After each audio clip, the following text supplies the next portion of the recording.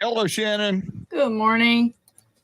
Sorry, I wrote you back last night on the email you wrote me about next week. Sorry it took me so long. And are the like the list Brian sent with like Carl and Andy? That's set, right? Like they know that they're. I believe so. It's a good idea to we should probably confirm that. I'll try to do that today. I think Carl wrote me. I think Carl knows the days because now where's Carl is Carl gonna do the show from San Antonio or Austin? Do we know? I have no idea. And if we don't know, here, we're gonna have to. I haven't seen my engineer in weeks. So I mean that's something we should probably nail down as well. We have to set up the main studio. Yeah, Carl says he's doing the morning show Monday, Thursday, and Friday. So Carl knows if those are the correct days, and I think they are. We'll have to check. But yeah, we should make sure Andy knows. But again, I want you to do what you want to do. So if you want any of those guests, absolutely. If you don't, that's okay too. Whatever you're most comfortable with. Yeah, I think I'll keep all of them except since Andy's going to be on for a full show twice that week. Just not have him Monday so we can save everything for. Yeah, that makes sense. All right, I think we're doing this thing. Doing a little radio. Woo! Woo!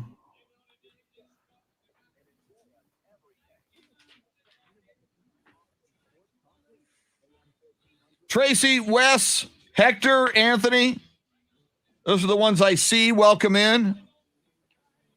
If I don't see you, welcome in anyway. I hopefully will see you.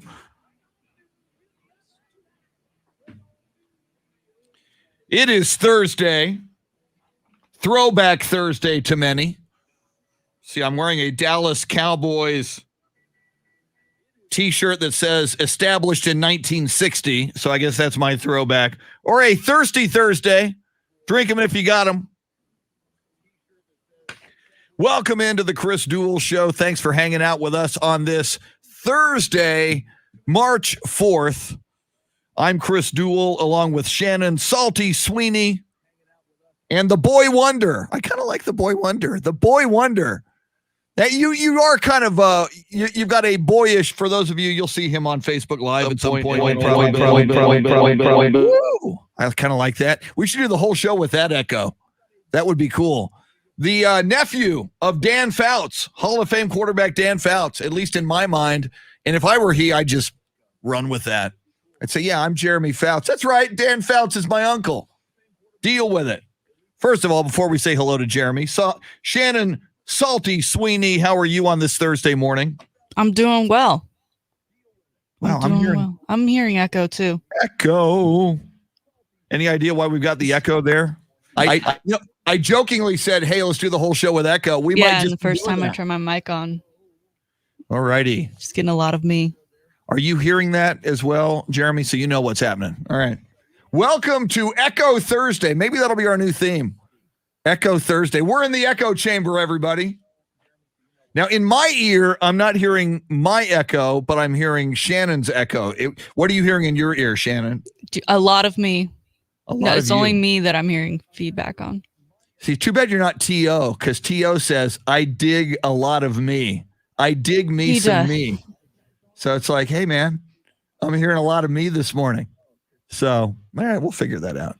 We'll put Jeremy Fouts to work with his big engineering background, the pride of Oklahoma Christian University when he turned down the scholarship to Oklahoma Satanic University. What city is Oklahoma Christian University in? Wow, you fixed it though. So when you said that's lovely, it's fixed now.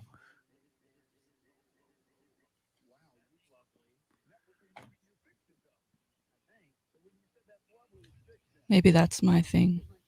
Yeah. Woo! So now the question, though, is are we going to be able to hear Shannon and you, Jeremy, on the video? if you're muting yourselves. That's so weird. I got a feeling that if you guys are muted on that, well, we'll have to figure that out. So if you're on the live video, and we stream live video on AM 1300 The Zone and Ticket 760's Facebook pages, then we will. Yep, they're saying no. Wes Perkins, no. Jason Garcia, no. So I guess we're not hearing Shannon and the Boy Wonder. You're even Boy Wonder on video. Very nice, Jeremy. Exactly. So if you're on video, if you're on the video chat, we highly recommend the iHeartRadio app. You can go to the iHeartRadio. You can do this anytime, by the way. You don't have to do it just right now. On the iHeartRadio app, search either AM 1300 The Zone or Ticket 760, and you're in. You're hearing the show. It's a beautiful thing. So Shannon, as I was saying, how was your last 21 hours and how's your morning going? 21 hours were good. We did the Water Wednesday, gave out a ton of water, which was a lot of fun. Probably the most time I've spent in the sun in a hot minute, but it was such a beautiful day. It was totally worth it. Had lunch with the small iHeart team that was here yesterday, and that was fun. Haven't done that in over a year. So that was a fun celebration. It's usually like gearing up to be South by time, this time of year in Austin. So you're typically like the live music is everywhere you turn. And so it was really sad. One of the hot spots we went to that typically has all the action. It was just kind of us eating fried chicken at Lucy's yesterday. Fried chicken at Lucy's. Woo! So the word got out to the community. Lots of people showed up for water. Word got out. Water was received. Water was delicious as well. I popped a can and it is delicious water. I don't know that I've ever had still water from a can. I think I was naturally expecting some sort of carbonation, but yeah, good water. I don't think I've had water from a can. I'm going to have to try some of that. It'll be a new thing for me too. Jason Momoa. Thank you, Jason. And what's the brand of the water again? Mananalu. Mananalu. Is that a Hawaiian term or is that Samoan? What is Mananalu? Do we have any idea the genesis of that term? It might be Native American. Woo! That's even. Go back and rewatch the video. We'll figure it out. Big shout out to them for providing iHeart with that water to give to those people that are. We had one young lady who said she'd been out of water for I think 16 days.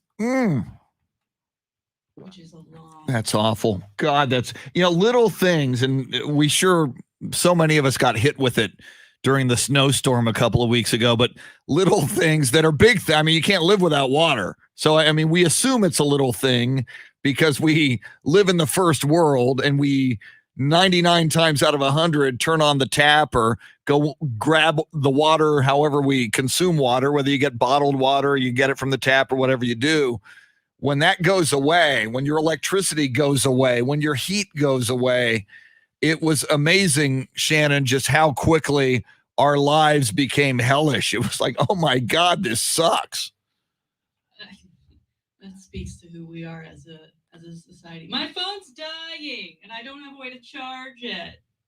Can't watch TV. I'm like, what do people do? Because I grew up in the 90s, right? So that was like the beginning of the internet and all that. I don't know what people did before that. Yeah, the other morning when the show started, radio was big. I have a radio at the house though, so when there was no electricity, still no radio. I was able to find an old 80s, early 90s style boom box. I had one of those old boom boxes with the big speakers. It had a CD player on top. It took like 6D batteries that I had to go dig up somewhere. So I was actually listening to radio on that boombox must be 15 or 20 years old at least. So yeah, I still had that. Anything now that all that kind of stuff is coming back. That's a good question. Vinyl now. It's cool. I just don't have a place for a vinyl record and then to store the records. See, my thing, and I grew up on vinyl, but it scratches so easily. And I know people love vinyl and it's a whole culture, but I don't, as a guy who grew up with a lot of scratched records, I mean, unless you are absolutely perfect, it's so easy to scratch your vinyl records and then all of a sudden they don't sound as good. I don't fully grasp and I know people say better sound quality and a richer, deeper, more perfect sound quality.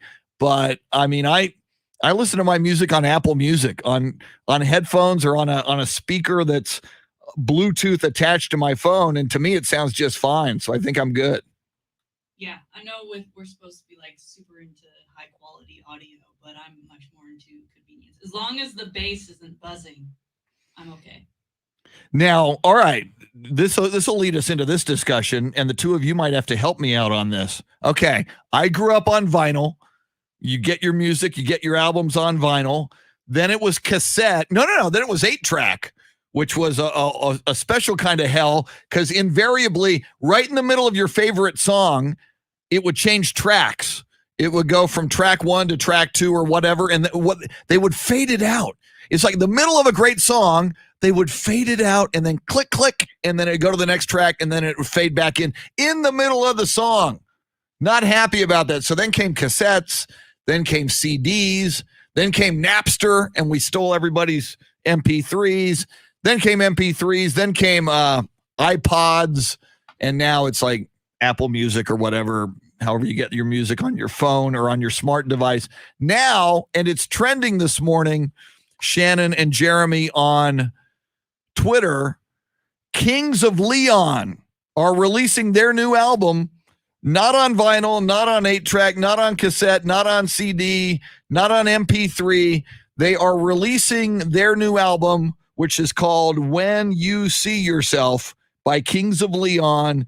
Apparently the first band to release an album on NFT, which is non-fungible token, or is it fungible? I'm guessing it's fungible, and I'm hoping, Shannon, you and or Jeremy can enlighten me on this. To buy this. I still don't quite understand it. They said it's almost like a form of cryptocurrency, so I'm confused if they're trying to get you to join that form of currency, and then by way of doing that, you somehow magically get the album. But I have no idea. I've never heard of this before. This sounds worse than the time Apple decided to load a U2 album to everybody's iPhone. Now, see, I had no problem. People got so mad. I was like, A, I like U2. B, I wake up and one day I got a brand new U2 album for free on my iPhone. I thought, this is cool. People wanted to like crucify Bono and U2. I'm so violated. You gave me a free album on my iPhone. How dare you, sir? Think of all the other things they could just slip onto your phone. Well, and they do, I'm sure. Too, and U2's fine, but I'm not an active listener. I'm not like, ooh, let me listen to the latest songs. It took me forever to find out how to get that off my phone. Wow. See, I never got it off. I enjoyed the album. Limited storage. I'm the kind of person who, whenever there's an update, I've got to go and delete things or take things off because I only have so much room left on my phone because I refuse to pay extra for more storage. You're Shannon Salty Sweeney. You're a big time radio star. You've got people. You've got an entourage. You need just get more storage. Just say charge it. If I had a company credit card, absolutely. This is work related. Exactly. Yeah. So I can't. All right. Okay. So moving from U2 and the just showing up on your foot, NFT. So I Googled it this morning because I saw this trending on Twitter that Kings of Leon is the first band to release an album on NFT. And I'm assuming I pronounce it non-fungible token. And you're right, Shannon. Apparently it's like a cryptocurrency and it can be anything. We could release this show on NFT. Yeah. Apparently artists, do illustrations or works of art or paintings, and you buy this coin, this cryptocurrency, and apparently a code somehow unlocks it for you. So in this case, you can hear the Kings of Leon album, or you can get whatever someone is putting on the NFT. Jeremy Fouts, are you familiar with this? Am I describing it accurately or no? I have never heard of NFT before. Wow. I'm looking here, and it is indeed a cryptocurrency. And like you said, you buy it, and it unlocks the album. So it seems like it's just a digital download. So why don't you just go ahead and put it on iTunes? Like, this seems so gimmicky. I don't really see the purpose. Well, one of the purposes, we would not be talking about the new Kings of Leon album if they didn't do this. True. I guess that is the gimmick. Yeah. Name a Kings of Leon song. I can't do it. Can you guys do it? No. At least they didn't put it on our iPhones for free in the middle of the night. Then we'd be outraged. How dare they? Feel like the NFT was some sort of virus that we all now had. Yes. I was just amazed by the outrage. It wasn't like, I don't want this. Or like you, Shannon, I need the storage. I'm going to delete it. Oh, it was outrage. It was absolute madness. And I was like, thank you. It's like somebody gave me a free Christmas gift. Thank you, Bono. Thank you, The Edge. I appreciate that. I like your guys' music. All right. I think around the time I was in Rome, and I guess they were performing, and we were doing some shopping, and it was like after a really long day, walking around. It's the middle of summer. It's hot. We're trying to get back to our Airbnb, and we're in a new place. We don't want to go down the street we just came down. We want to go down the next street to see what that one looks like on our way back. And there's a giant crowd of people and barriers, and it turns out U2 was staying there. Whoa! Did you catch a glimpse of any of them? Did you see them? No, but he would have caught these hands for that album drop. All right. Well, everybody rush out and get your NFT so you can get your Kings of Leon album. Very, very cool. She is Shannon Salty Sweeney. By the way, Shannon, I don't have a poll question yet today, so we might have to, during the break, if you're on Facebook Live with us, we need a poll question. One of what I was thinking about this one, Shannon, because we talk about it a lot. What, and the Longhorns play tonight, right? Don't they play Oklahoma tonight? I thought it was tonight. I thought Spurs play tonight, and I thought also the Longhorns. We'll look it up.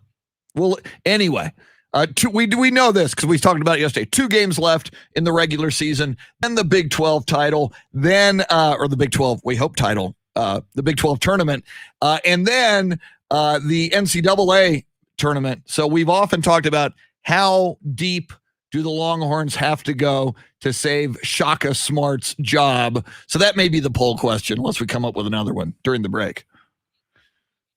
Whoa! Is that at OU? Yes, all the games are away for Texas. I think they're closing out everyone's senior night. That's right. Okay. So tell you what, we'll take a quick break. We'll figure out what the poll question is. We'll tell you what the poll question is.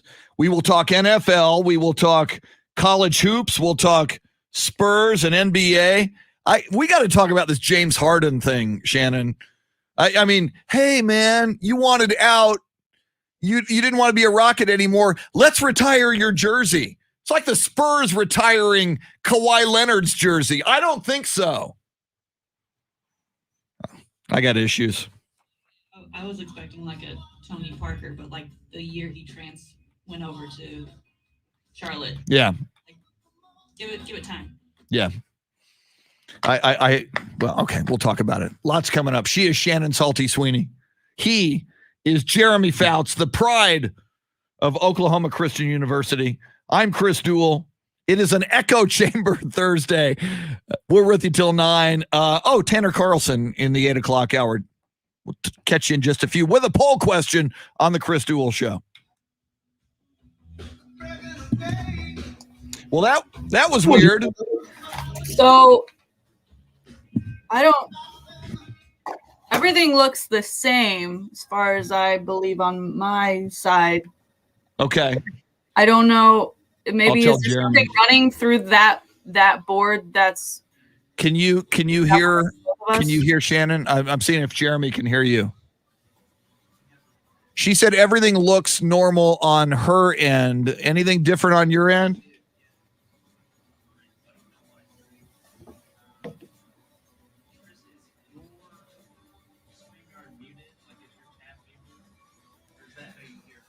My tab is not muted, but I mean that's the way I always have it.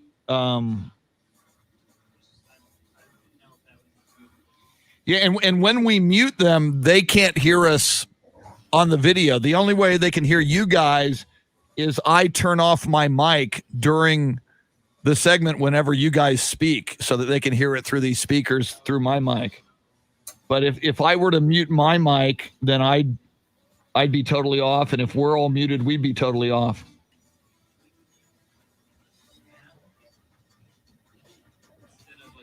Mute the tab. How do you mute the tab? Okay, cool. Thanks. Jeremy's coming in here because I'm just a frozen caveman lawyer, and your ways confuse me.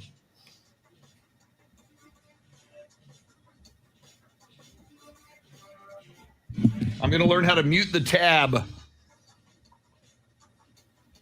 When I was growing up, a tab was a soft drink from the Coca-Cola Company.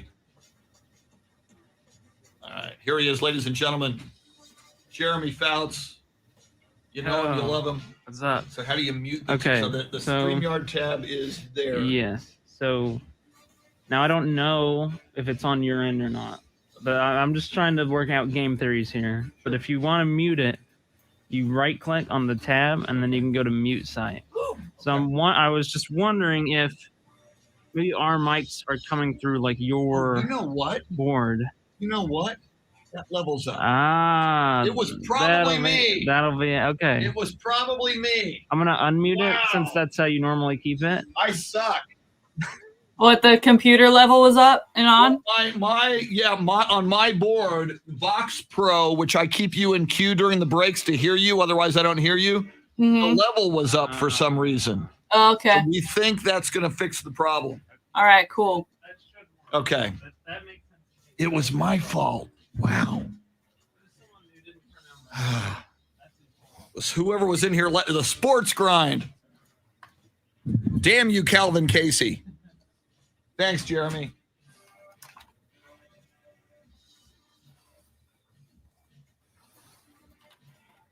Jeremy does know the way of the Force, Alan. It's all right. Shannon, any other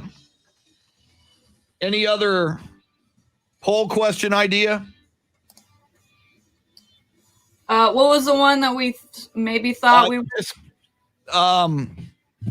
how deep do the Longhorns have to go for Shaka Smart to keep his job? Yeah, I like that one. All right. It's not dazzling, but it'll do. Little heat check.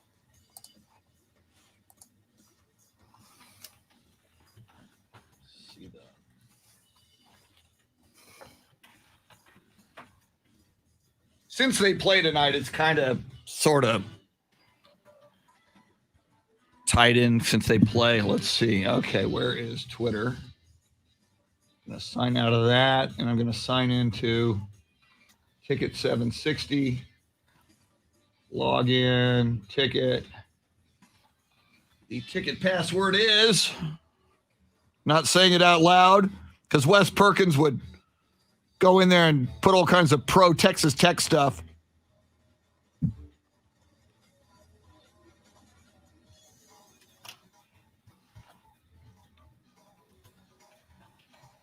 Okay, so here comes the poll question. Let's see. Tweet. Hello. There it is.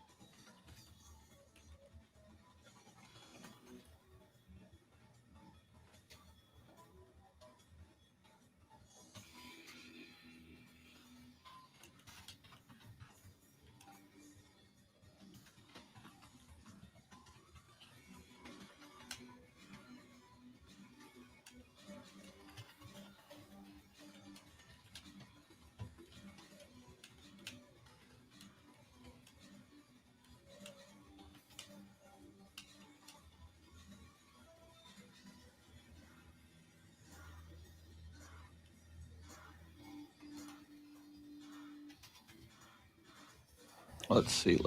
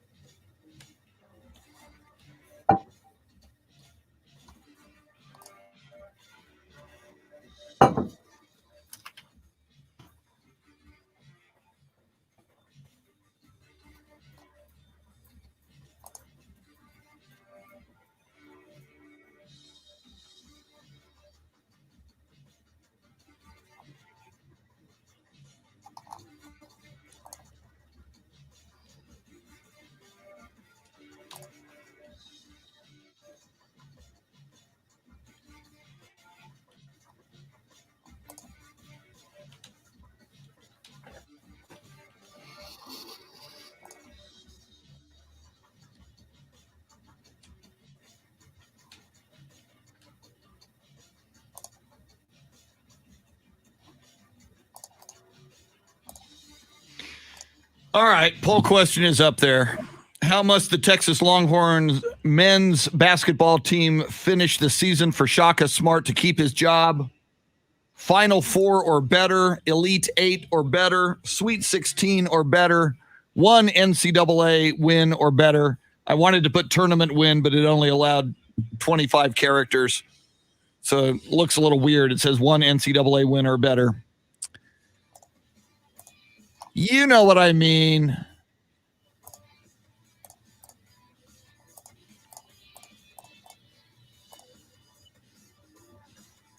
So Shannon, I'll have you read the poll.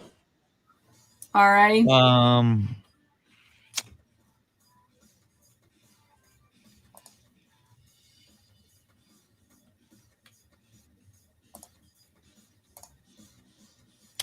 I'm going to vote Sweet 16 or better. Click. And that becomes the leader. 3 people have voted, including me. 67% Sweet 16 or better. One person voted one NCAA win or better, which means one NCAA tournament win. All right, we will see if the echo is solved. We believe it is.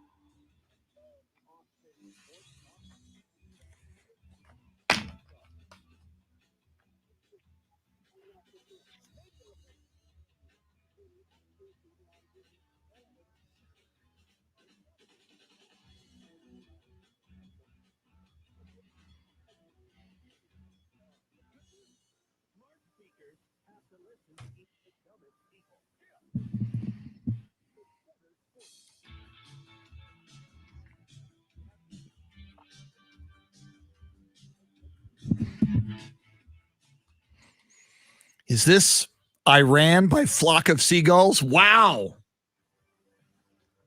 From the 80s, Flock of Seagulls. It was a weird video, and Flock of Seagulls was a weird band.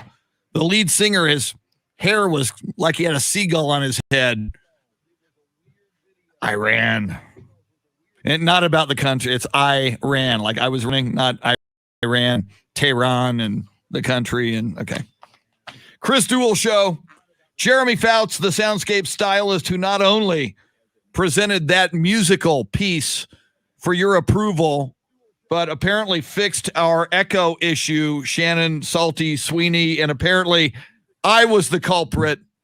I ran my soundboard badly, creating an echo in that opening segment. So my apologies to you, to Jeremy, and to everybody. Well, I'm glad we figured it out. Yes. That wouldn't have been good. I'm not someone who likes hearing the sound of my own voice. That is so weird. Most people, when you hear your own voice recorded on playback, either in a video or audio, most people, and what's interesting is people in radio or performers of some kind tend to feel the same way. It's like, ugh. I mean, I hear my voice and I cringe. I'm probably not change the the station. Yeah. If I'm listening to us in the car. I don't need to hear that. So we've fixed the echo, and we've also fixed the poll question. We now have a poll question for you. Shannon, what might that be? Yeah, so how must the Texas Longhorns men's basketball team finish the season for Shaka Smart to keep his job? Our options today: Final Four or better, Elite Eight or better, Sweet 16 or better, or one NCAA win or better. Right now, Sweet 16 is leading the way with 50% of the vote. I said Final Four or better because I think by the end of the regular season, his fate may already be sealed. Wow. Can you imagine? He gets, you say Final Four or better. Can you imagine the Longhorns get to the Elite Eight? They win the first game. They're in the field of 32. They win the second game. They're in the Sweet 16. They win again. They're in the Elite Eight. And then they lose. And Shannon, Salty, Sweeney, and Chris Del Conte fire Shaka Smart. Tough crowd. Yeah. I'm not here for it. I'm over it. I'm done. I've got all this excitement with Sark and football. Let's bring that to basketball. Give me something shiny and new. So you're assuming, Shannon, that Chris Beard, Longhorn alumnus and current Texas Tech head coach Chris Beard, would be the next head coach of the men's basketball team at Texas. I would love that to be true. I think it's becoming harder and harder to get him as, he gets the contract extension. People at Tech just really love him. He's obviously had great success there. But I am kind of liking the idea of a Brad Stevens who may or may not be keeping his job in the NBA this year. Whoa. Because Texas needs to develop players. Yeah. Are the Celtics that bad? I think his issue is like he's always had a superstar. Yeah. Now he's got these young guns and it's just not, Isn't Jason Tatum supposed to be the next big thing? Exactly. Yeah. But for whatever reason, his name has just been floating around. I got to check my NBA standings because I have heard that about Brad Stevens, that he's kind of on the hot seat. So I'd be fine with pulling a NBA guy. They're in the number 4 slot. They're 18 and 17. Right. So it's kind of ridiculous to think that that's a conversation, but it happens. Yeah, it does. And I'm sure expectations are high. And even Mike Budenholzer, 2 years in a row, the Milwaukee Bucks with Giannis have had the best record in the NBA, and they've been a relatively early exit from the playoffs. And you have to wonder, and I love Mike Budenholzer. He was the longest tenured Greg Popovich assistant ever. I believe 17 years in San Antonio under Pop. He started in the video room. Back in college, he played under Pop at Pomona Fitzer College on the West Coast. But yeah, if you don't deliver the goods, and even Avery Johnson at your beloved Dallas Mavericks. I love Avery. The little general, and he had I think at least one, maybe 2 60-win seasons with the Mavs, but that one was a shock to me too. I mean, look at Doc Rivers last year getting ousted in Clipper Nation because he was supposed to get it done with Kawhi and PG, and they exit the bubble earlier than they had anticipated. Of course, Doc is the guy that always gets another job. True, but my gosh. To let Doc Rivers go if you're the Clippers is just so weird. And again, as Spurs fans, well, we know who runs that team. Yeah, right. Kawhi's uncle. Now we do. Exactly. But as Spurs fans, and it's so weird if you go back to 1999, it was a strike shortened season and the Spurs stumbled out of the gate. They were sub 500. I'll have to look it up. I used to have it memorized what the record was early on. And the word was that Pop was on the hot seat. Greg Popovich, his job was in jeopardy in 1999. And then they go on and win the NBA championship that year. And there was no looking back. It's so amazing how quickly things can change and how they might not be changing for the better. Right. The grass isn't always greener, but it seems when you get a new coach in, at least from a fan perspective and marketing point of view, there is this influx of hope that just wasn't there before. And for a place like Texas, and Texas basketball, already getting a new stadium that everyone is excited about, why not? Yeah. It's going to be very, very interesting. So that is our poll question. Let us know how deep into the NCAA tournament you believe the Texas Longhorns need to go for Shaka Smart to keep his job. Now, we talked about this a little bit during the break. Last night was James Harden's first return to Houston since he left the Rockets, since he wore the fat suit to begin the season. And we talked about that a lot. Found a way to get himself traded to the Brooklyn Nets. He became, and I think it was done once before, one of the first players ever to score a triple-double in his first game against his old team. James Harden comes into Houston last night at the Toyota Center, goes for 29 points, 10 rebounds, and 14 assists as the Brooklyn Nets beat the Houston Rockets handily, 132-114. And Tillman Fertitta, the owner of the Houston Rockets, continues to say they will be retiring James Harden's jersey. Shannon, again, granted James Harden's departure wasn't as contentious as Kawhi Leonard, who essentially quit on his team, disappeared, was actually hiding in a back room in New York City when a Spurs staffer went to check on him when he said he was rehabbing his final year as a Spur. So I think it was ugly the way James Harden left, but not Kawhi ugly. He didn't drag his feet in the way that Kawhi did. But the whole thing with we're going to retire his jersey, and then he's back last night, and they played this like 2-minute long thank you James video, but in it they have his voice talking about how, you know, he's going to ride or die for the city. He's here for the city and the people. And here, as he's standing on the sideline in a different uniform that he's been wearing for a month and a half now. Yeah. And it's just so awkward. And then you had some fans obviously excited to see him again, realizing that it is a business thing. It's nothing personal. But then you had fans who were yelling at him and saying you quit on the team and this, that, and the other. And the Rockets, you know, they played okay the first couple of games without Harden, but since then they've really had a hard time getting wins, and it's just not looking great for them. They don't really have that superstar guy anymore, and it's just an awkward situation with Harden. I don't think you should be retiring anybody's jersey while they're still playing the game, whether they're on your team or not.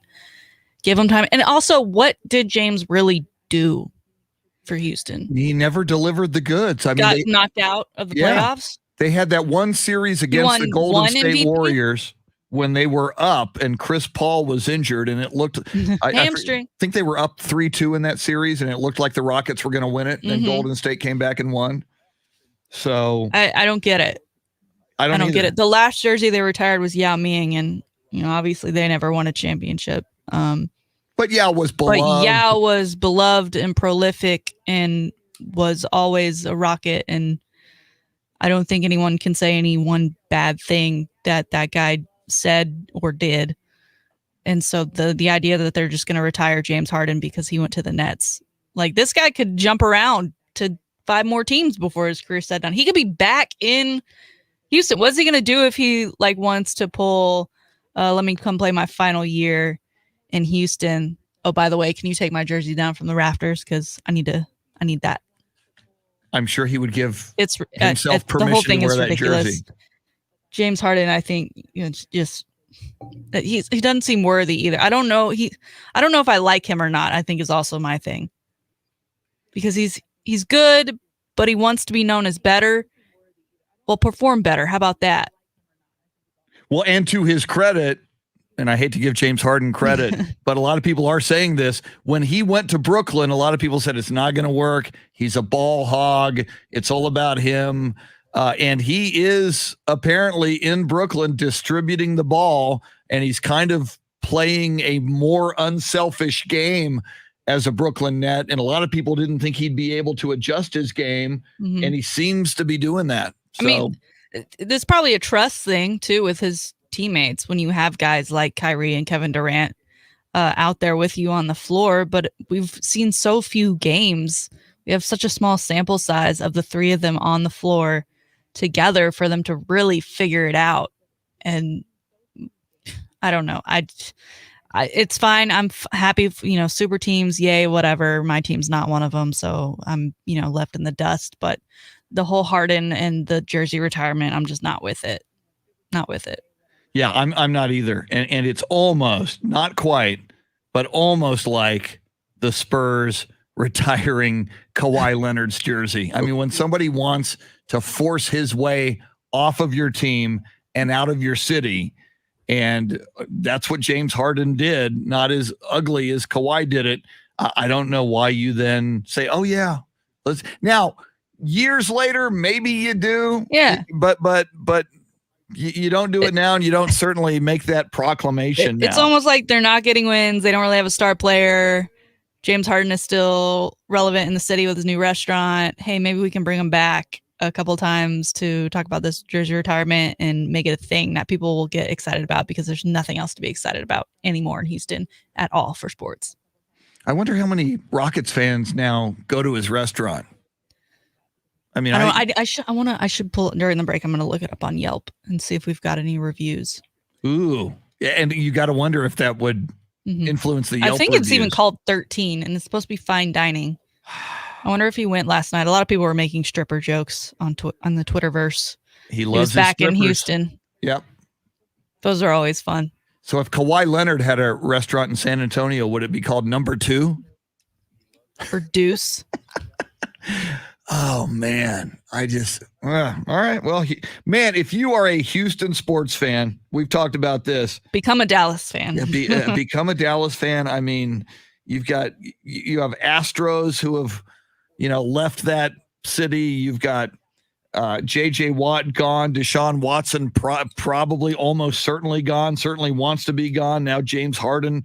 My God, it's got to be, not that I shed any tears for Houston fans, although I do kind of like, I like the Texans. I like the Astros a lot. I'm not a Rockets fan. It's weird how that works.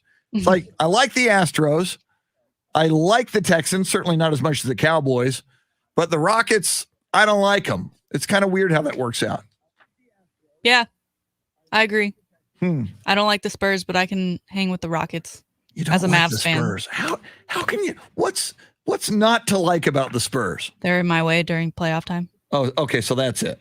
Yeah, it was a rough. That's why you it don't was like a rough couple years in high school. So you until can live with the 2011. Rockets because they've not gotten in the way of your Mavericks. Right. Yeah, and then Right. if I'm a Texans fan or former Texas fan, am I now a Cardinals fan? I think you pull for J.J. Watt. I don't And know. D-Hop? Maybe you'd be. Or am I following Deshaun to his next venture because I want out of the Texans like Deshaun? Gosh, it's got to be so tough because things for a long time until recently, the Texans would pretty much go to the playoffs every year. Right. But they wouldn't Play the go deep, Bengals. but they would, they'd win that division or they'd get a wild card and they'd go into the playoffs. And it went so bad so quickly. And again, I say the two words, Jack Easterby. I think Mr. Chaplin might actually be Satan for the Houston Texans in a metaphorical sense. Speaking of metaphorical, we got to get into Coach McDermott at Creighton. There's new news on him. Apparently, he's revealing he offered his resignation. Sure. After his delightful plantation analogy. We'll talk about him. We'll talk more Longhorns. We'll talk more Spurs. We'll talk more Cowboys and Dak. Tanner Carlson going to come in here and join us in the 8 o'clock hour. Coming up in the 7 o'clock hour, Shannon's Salty Shakedown just after 7:30, along with sports history, sports birthdays, and more. She's Shannon Salty Sweeney. He is Jeremy Foucher, soundscape stylist. We are all geeked up for the Kings of Leon album drop, not on NFT or whatever it is. Still learning on that one. Which one of the three of us is going to go cop it? Woo! I don't know. Who's taking that hit? I might. I don't know. Maybe Jeremy. Quick break. More coming up. Sports update at the top of the hour. You're listening to the Chris Duel Show. Good morning, Beth Settle.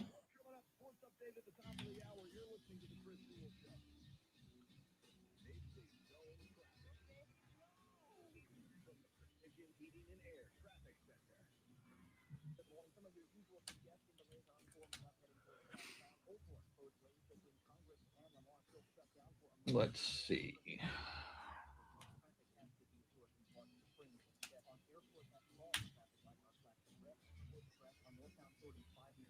I need more coffee.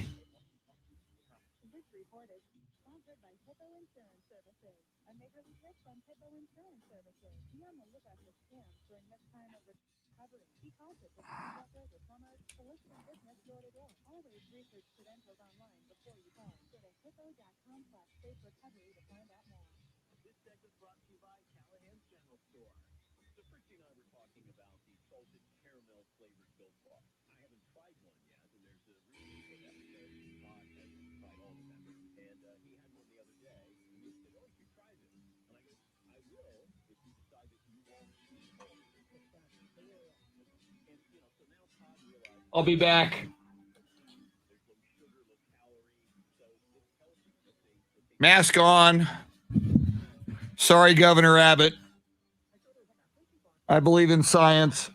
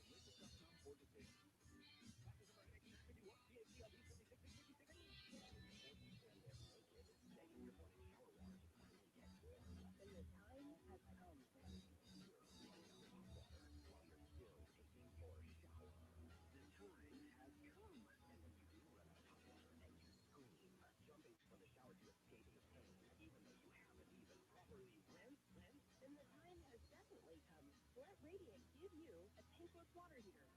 With the tankless, you'll never run out of hot water ever again. Take 50 showers in a row. Invite all your neighbors to use your shower. Wow. You don't do that, of course. Yeah, but good. It was just easy. And tankless water heaters fit into any water heater sink. And they're powerful, delivering more hot water, hotter hot water, and use less energy doing it. At Radiant, we have tankless systems to fit any budget. The time has come for tankless. Just call Radiant. Online and call radiant.com. All men, has Viagra and Cialis let you down? Is your best pacer behind you? Take a guess. The professionals and discreet medical staff of Peak Performance for Men can help, regardless of age or medical history. Get the newest available proven technology using focused fluid compression therapy. Our FDA-cleared medical device regenerates blood vessels and tissues with short in-office sessions with no pain, no needles, no surgery, and no medication. Over 85% of men who receive it even experience long-term health performance, including men with diabetes and prostate issues. Schedule your appointment today at our clinic in Austin. Call 512-894-8181 or visit peakperformanceformen.com. The topic for proven lasting results. 512-894-8181. That's 512-894-8181. Add that to ED or drug. Peak Performance for Men is previously compliant to protect you and our staff.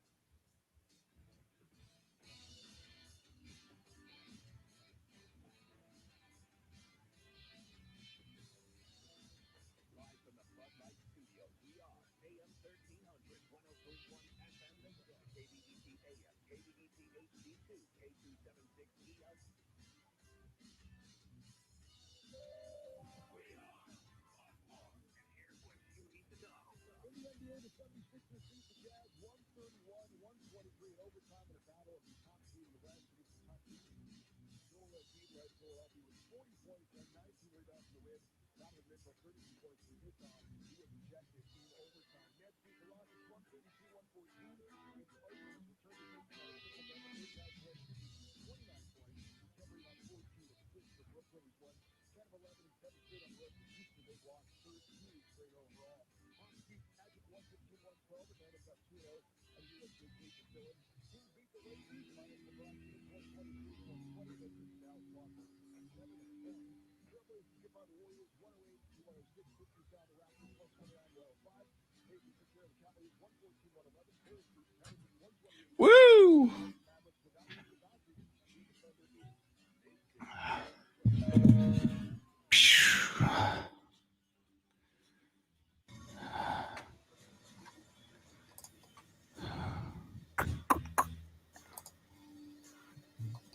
Chris, can you send me Carl's number? I don't have that.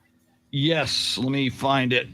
And he said he's going to be in Austin, so hopefully Arnold can set up Okay. a studio.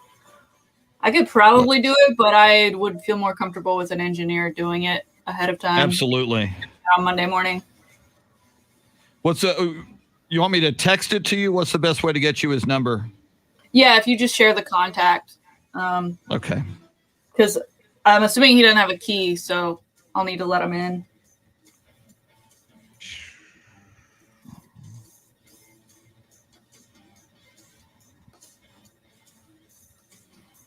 Okay, I am sharing right now. You have it. Let's see. Got it. Thank you. I saw what you said, ouch, too.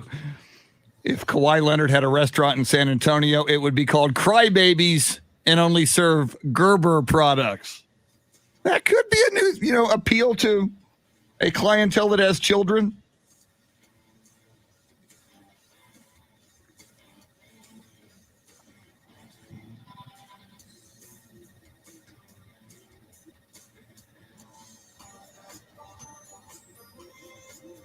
Someone sent me, would you do a Dak to Houston and Watson to Dallas trade? I will talk about that on the air. That's a good question. Write him back.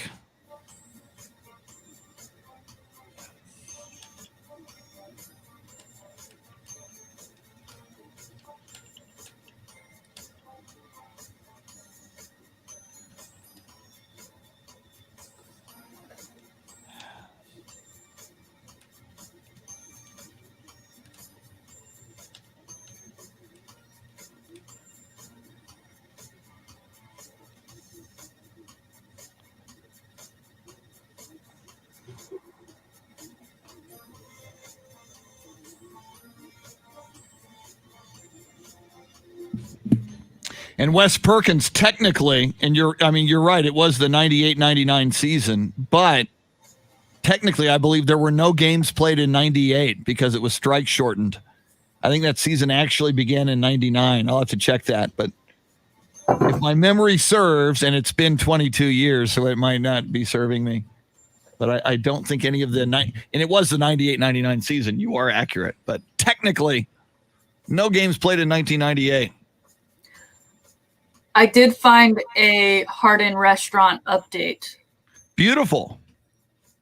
So if we have time, or I can always put that to the end of if we've got extra time to fill. But yeah, since we've got that tweet on Kawhi Leonard's restaurant, that'll lead into it.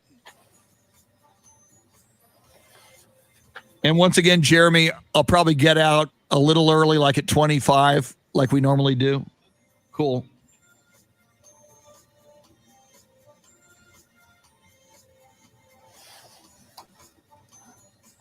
$2, Leo. Come on. Now that JJ's no longer a Texan, it's got to be worth more than that. Get him in the shot better. You know, in the drawer, my other studio, I have a signed JJ Watt Texans football Nice. that I was saving for a giveaway, and then COVID happened. Maybe that'll be. I don't know if people would want that or not anymore. I'll never forget we were covering Texans camp when J.J. Watt was a rookie, and the rookie stayed in the same hotel we were staying in, and I was in an elevator alone with J.J. Watt, and I recognized him because I'd seen photos and videos, said hello to him, but had no idea he would become as amazing as a very nice guy. And even his rookie summer, after every interview, the end of every interview, he'd say, "Go Texans." You'd talk to him, and he did that for every question. Answer the question and say, "Go Texans." He was cool.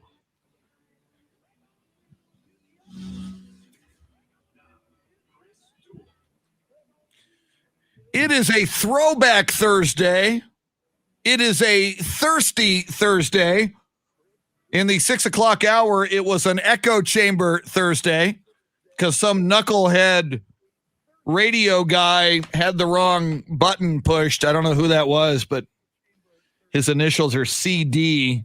Welcome into the Chris Duel Show. I'm Chris, along with Shannon, Salty Sweeney, and the boy wonder, as indicated on his title on the video, the one and only Jeremy Fouts. Speaking of video, we stream live video, as we always do, on AM 1300 The Zone and Ticket 760's Facebook pages. You can interact there, not only with us, but with other peeps.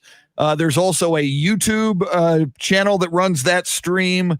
We tweet out links to where you can see all that fun stuff at AM 1300 The Zone and at Ticket 760 on Twitter. Speaking of Twitter, you can tweet us directly. Shannon is on Twitter at Shannon B. Sweeney. And that will work for all of her social media, including TikTok. Don't miss her latest TikTok dance. And Jeremy Fouts, I don't use Snapchat a lot, but I keep getting on my phone, I keep getting prompts, or I guess messages that says Jeremy Fouts has just done a new Snapchat. So I mean, my phone likes your Snapchats apparently. You should check them out sometime. They're really good quality stuff. I do. I need to. It's just hard. It's hard for me to keep up with Twitter, Facebook, Instagram, TikTok, Snap. I can't keep up with all the social media stuff. So See, I got rid of Snapchat so long ago. It's a child's game. See, you're shots fired. I don't have the patience to play. You're Jeremy Really Fouts, what it is. apparently. Jeremy, is that your go-to? Are you more of a Snapchat person than a TikTok guy? I mean, I have them both. Snapchat, I mainly use to like message people directly. I don't post on my Snapchat story very often. Yes, you do, according to my iPhone. Yeah, you did your phone seems to think so. You did yesterday. I could swear I saw that yesterday. Did you do one yesterday? I could have sworn I saw there's a new Snapchat from Jeremy Fouts. There's an imposter, Jeremy Fouts. Yeah, out there. maybe you have another Jeremy on there. Another boy wonder is out there impersonating me. Wow, that and would making just Snapchats. that would be wrong if that's the case. So anyway, you can tweet directly at Shannon at Shannon B. Sweeney. You can tweet Jeremy at SATX Foxy Grandpa, or you can tweet me at Chris Duel. And we were tweeted at a few minutes ago, Shannon, by King 11 Kaiju, if I'm pronouncing that correctly. We were talking about the James Harden restaurant in Houston. And, I just thought, imagine if Kawhi Leonard would have had a restaurant in San Antonio. The tweet says, if Kawhi Leonard had a restaurant in San Antonio, it would be called Crybabies and only serve Gerber products. To which Shannon replied, ouch. Yeah. I mean, that's not a bad idea if it was designed to be a baby restaurant. Yeah. But Gerber, so like jerseys. I think of like mushy baby food. That's just nasty to even think about. The fact that we ate that at one point in our lives. A little frightening. How disgusting. And I looked, I went and searched the Yelp for Harden's restaurant. It's not up yet because it opens tonight officially. Wow. Convenient that the Nets' last game before the big break was in Houston. So I guess Harden is staying. He'll probably be at the opening tonight. But this restaurant, I'm now looking at the inside. I'm looking at the menu. We knew it was a steak restaurant, and it's not just 13 the number. It is 13 spelled out. Okay. And it is also a hookah lounge. Because who doesn't want to go stuff themselves with steak and lobster and then just gas it all up inside? Smoking. Yeah. I would not have imagined that from James Harden. And for both the restaurant and the hookah lounge, it is fine dining. So it is has a dress code, specifically says no jerseys, no athletic wear. So it'll be interesting tonight if he shows up with a crew of guys, if they're all suited up or if they're, in their latest Adidas drop merch. Of course, James Harden closely associated with Adidas. But, I mean, it's one thing to name it after your number. It's another thing to have your signature turned into a neon light that hovers over the main dining room. Yeah, it's all about also, you. It's without knowing, I saw the picture of the light, and then I read, okay, it's a signature. And I'm looking at it again, and I'm like, I still don't see it. So it's chicken scratch is what it is. Yeah. Eccentric people like to make their autographs hard to decipher. Now, I wonder if the hookah lounge is connected to the restaurant because not everybody wants to be smelling scented smoke, do they? I don't know if maybe it's going to get its own website or not because I looked at the restaurant hours and it's pretty much closes at 10 every day. Most hookah bars are open till 2, 3 a.m. Yeah. At least on the weekends. So I'm not sure exactly on that yet. We'll probably get some pictures of Harden partaking in that pleasure this evening. But I'm excited for the Yelp page to go up because as we know, Kevin Durant had a restaurant in Oklahoma City. Not sure if it's still there, but when he left, people just trashed those reviews. Hadn't even been there. They just trashed him, trash him. So hopefully Houston fans will at least go to the restaurant and give it a review based on that. Yeah. Rather than just him leaving your city and leaving you with nothing but a neon signature of himself. Now, Wes Perkins says in the back of James Harden's restaurant is the Hoochie Lounge. So there's that too. Apparently he loves. I don't know what area of Houston it's in, so that could be true or not. I don't know. Apparently James really loves his strippers. So there is that. I got another interesting tweet. Let me pull that up from Brian. And Brian, I'll try to pronounce your name correctly. If I butcher it, you're not the first. You won't be the last. Mayenberg. Brian says, would you do a Dak Prescott to Houston for Deshaun Watson trade? Straight up, Deshaun Watson's not happy in Houston. Dak and the Cowboys reportedly, although we did hear reporting yesterday from James Slater and others that there is progress being made on the negotiations between the Cowboys and Dak Prescott. However, would I and would Shannon, and we'll see if Jeremy would as well, do a straight up trade with the Houston Texans, number 4 for number 4, Dak Prescott for Deshaun Watson. Shannon, I got to be honest, I like Dak, but I think Deshaun Watson has slightly better quarterbacking skills. I think he's a slightly better athlete, and I think he's slightly more accurate as a passer. I would probably, it would be close. I'd have to think about it for about a minute, but I would do that deal. Straight up, give me number 4 for number 4. I'll take Deshaun Watson. Dak, enjoy Jack B and his hilarious comedy sermons. Thanks for being with us. What do you think? How long is that Deshaun contract? How much is left? I don't. That's a good question. I know the Cowboys. Because I'm kind of like you. Year. I'm leaning towards Deshaun. Obviously, this is straight up. I don't think Houston would take that straight up. I think they'd be asking for a little bit more from the Cowboys. But yeah, Deshaun's a little more proven. Yeah. A little more accurate. We haven't seen what he can do with a better offensive line. Not that the Cowboys O-line is fantastic, but it's certainly better than what Houston has had the past several seasons. And he would have weapons on the outside. Woo! Whereas, he and D-Hop were a great hookup, and he really lacked last season trying to find his next guy, and there was never a standout. So I would do it. I feel bad saying it. Yeah, I would do it. Yeah, because I like Dak. I feel bad saying it. But Dak, maybe Dak, you can get free food from James Harden's steakhouse.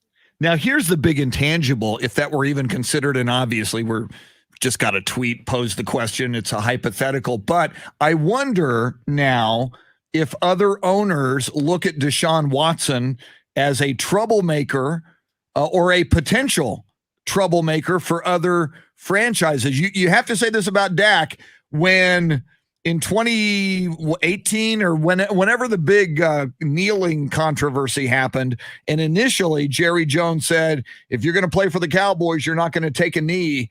And I know the thinking on that has kind of evolved over time, but Dak had Jerry's back on that issue. Dak said, I'm not going to kneel. I don't need to. I'm fine. I'm here to play football. So from Jerry's perspective, if they were ever to contemplate that trade, Dak has been a team player for Jerry and whatever Jerry's philosophy was on and off the field. Whereas you look at Deshaun Watson and you can see when he's not a happy camper, he might say, I want out of here. If you're just reading the headlines, you probably think that Deshaun is a bit of a head case. But if you've been following the Texans, you know that they have issues from the top down. Yeah. And that is really and ultimately why he wants out of Houston. And as we know in sports, just look at Greg McDermott and just why he is yet to be relieved of his duties at Creighton. Winning changes things. True. Winning changes things, and you can deal with a head case for a while if it means W's. Now you bring up Greg McDermott, and let's go there. We talked about it yesterday. He is the Creighton basketball coach. He is the father of Doug McDermott. He has been very successful at Creighton. Creighton has been ranked in the top 20 throughout this season. And he, after a loss recently, twice used the analogy, guys, we need to stay together. This is not a time to go off the plantation. That obviously is a very offensive analogy. It was said so by players and an assistant coach to Greg McDermott, who is African-American. Now, Greg McDermott is saying he offered his resignation to the university, but the university declined. So, here we were saying yesterday, pretty much, Greg McDermott, you probably need to go sit in a corner for a while and learn a little bit about living in the year 2021. If he is to be believed, apparently he offered his resignation. How do you feel about that, Shannon? I feel like it's convenient he's saying this after he released his statement and clearly has yet to lose his job.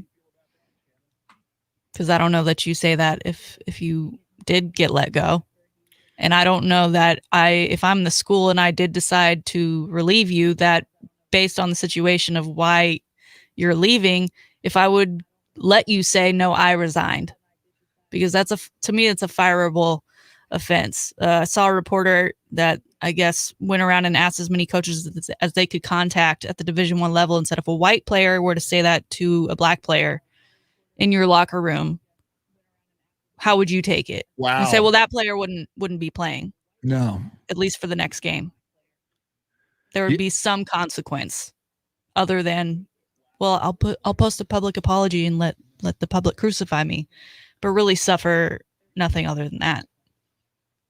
And to me, that speaks volumes of this man who is in power and has a ranked team heading into March.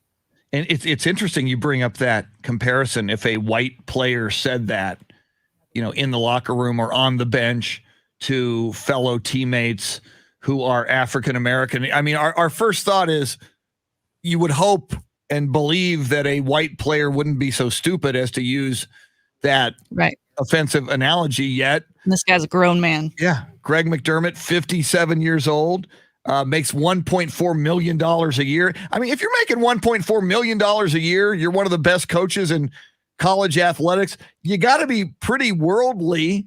And I mean, you're traveling around the country playing other teams as the head coach of Creighton. Just absolutely stunning. I still, it's been a day since we reacted to this story, but I still find it amazing that he went there. Creighton loses to number 10 Villanova last night, 72-60. They've got one final game left this season, the Saturday against Butler. And then, we'll see. I'm still under the impression that when their season has officially concluded post-March, he'll be gone. That will be interesting. And that's an interesting because thought, there's offering to resign, and then you can resign just because they say, "Oh no, you don't have to," doesn't mean you don't or you can't. Right. Now, if that's the case, though, Shannon, if you're the administration of Creighton or the athletic director and the president of Creighton University, and you're saying to yourself, "Well, we're going to fire him, but hey, man, it's March. It's almost time for March Madness, and we're number 14 in the country." In the AP poll, we're number 12 in the country in the coaches poll. Let's not rock the boat. Let's not shake things up. We'll blow him out after the season. To me, that's offensive. If you find this racial analogy offensive, but hey, man, it's almost NCAA tournament time, and he's our best shot to go deep. Right. That's pretty. That's not a good way to do business. And they're a smaller market, they're smaller schools, so a thing like March Madness really shines a light on them. Yeah. In this case, not a great light, but it brings up your notoriety when you do begin a new head coach search. I just don't know how this guy goes into people's homes and recruits after saying something like this. Yeah. To any kid. Good point. Creighton University in Omaha, Nebraska. And that is, and I must say this, kind of like a Gonzaga or a Butler, pretty amazing. And I know a lot of the Blue Bloods are down this year, but for them to be in the top 15, 14 in the AP and 12 in the coaches, and they're usually good. And part of that has been Greg McDermott as head coach. So on a certain level, you remove his ridiculous, offensive, racial double analogy. He used it kind of in back-to-back sentences when he did it. It is impressive that a little school in Omaha, Nebraska can be right there with the Kentuckys, the Kansases, and the Texases of the world. That's nice. You put Texas in that conversation. Hey man, I still believe Shaka Smart. I want him to Shaka the world. I want them to go.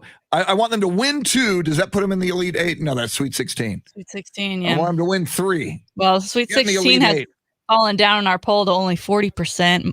30% now saying he needs the Final 4 or better to keep his job at Texas. And that's where you are, because that's where I am. If it's Elite 8, that's not impressive enough. I'm over it. Shaka not so smart. Shaka not so smart. Is that a thing on campus? Is that a thing in Austin to call him Shaka not so smart? It's a thing in my household.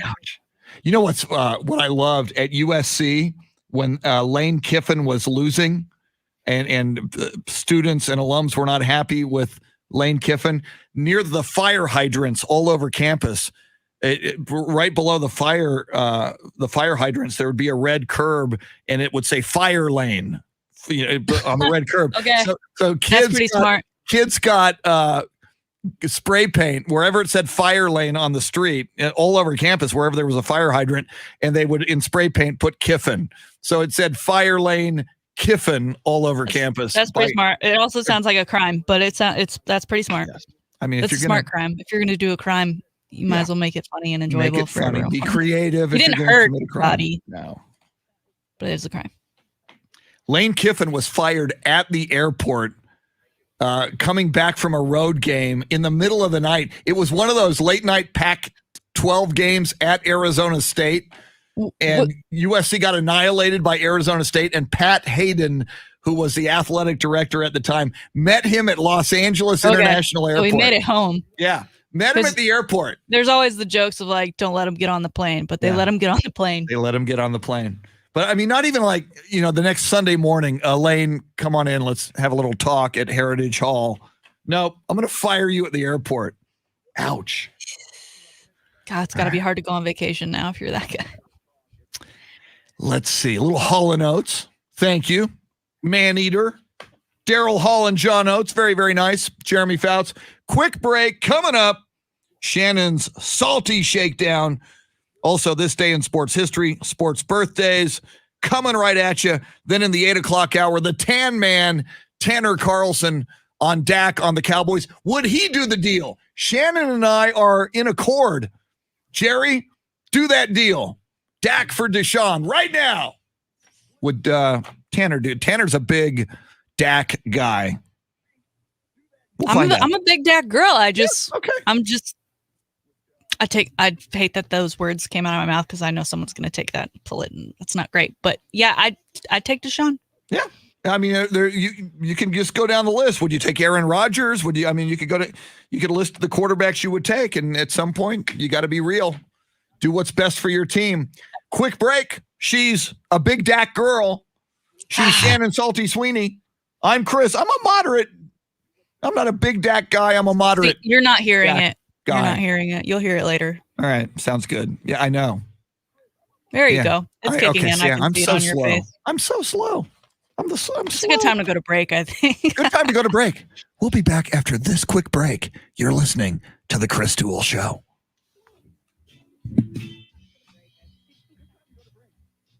Funny. Let's see.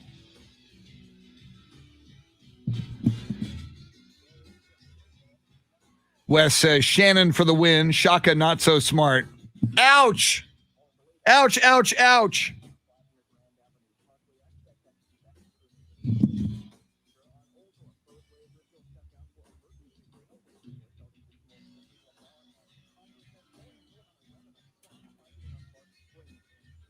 I left my coffee in the microwave.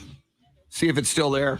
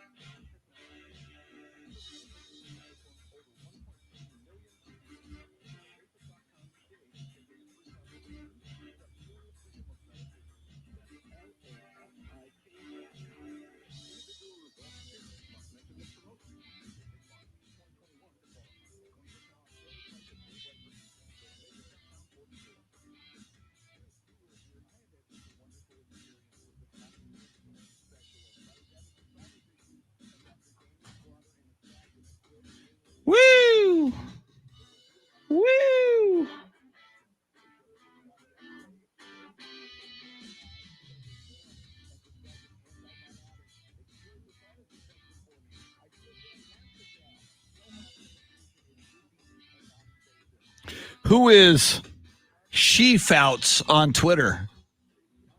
S Fouts. Should be my mother. Cool. I have to follow her. She liked some kind of a retweet from the show. Oh, okay. With it, who's the black dog in her profile pic? That is our dog, Obi. Obi? Yes. As in OBI, as in Obi-Wan Kenobi? Yes. Nice.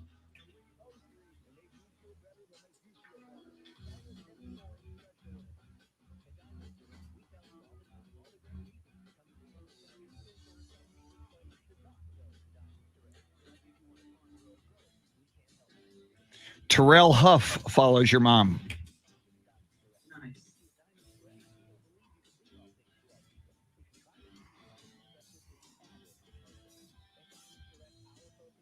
Ooh, I need my sports history and sports birthdays. And again, you know the drill. History, birthdays, shakedown. Thank you. You got it. I know you know. I just say it just to annoy you. Well, see, and I didn't even pull out my copy. I was going to just, you were going to hit the music. I was going, whoa, I don't know what happened on this day.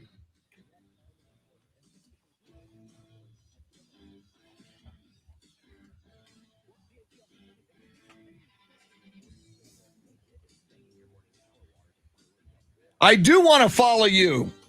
Sheena, I did it anyway. And plus I get the bonus. I see the profile pic of Obi. Was Obi named after Obi-Wan Kenobi? I'm not sure. We didn't name him. He was. We got him from another family. Does he seem like a Jedi dog master? So he's pretty wise. He's like a Jedi knight. Very nice. He's a good guard dog. Yeah, there's a player for the New York Knicks, went to Dayton, was a really good player. He's a rookie named Obi Toppin. Obi Toppin. He was just played against the Spurs the other night. In fact, I wanted the Spurs to somehow get him coming out of the draft, but he went too high. Could have been him. It could have been Obi-Wan Kenobi. It could have been both. I don't know. And Serious stuff. yes. I forgot to ask you if you would do the Dak Prescott. I said that on the air, and then I didn't do it. Whichever one would open my Snapchat when I got a notification. I'm going to start. I'm going to start elevating my Snapchat game. I'll send you a snap. Good luck with that. Okay, thank you. Please do. You gotta update your TikTok game. I know. I have not done a TikTok yet. Greg and I did a TikTok yesterday while we were giving out water, making fun of the mask situation in Texas. So he was walking around maskless, saying how great it was, and then I came up behind him as a Karen and pulled my mask down and said, "Put on your mask." And his video blew up, and everyone's on there calling me a Karen and this, that, and the other. I'm like, oh, this is amazing. I never thought I would achieve that level. Yeah.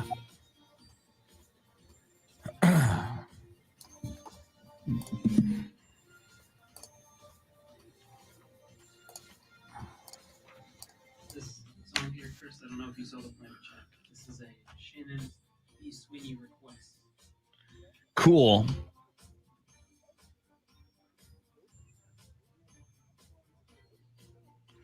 So I'm assuming that's Justin. Sorry. Is it Timberlake? This is an artist named Timbaland. See, I assumed that Timbaland was kind of hip for Timberlake. But Justin Timberlake is in this song. Wow. You were partly correct. Amazing.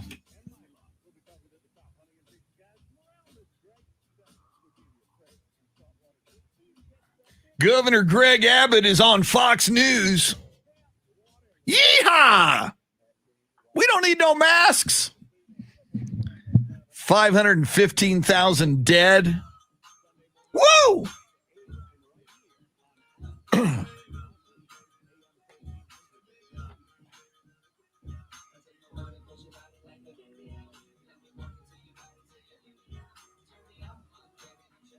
Woo! That ain't no Bee Gees song.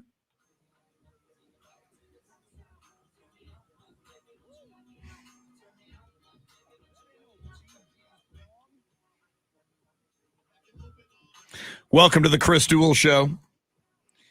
I see we have a private chat where Shannon can talk with Jeremy and Jeremy can talk with Shannon and me. And I saw Shannon request that Jeremy play Timbaland.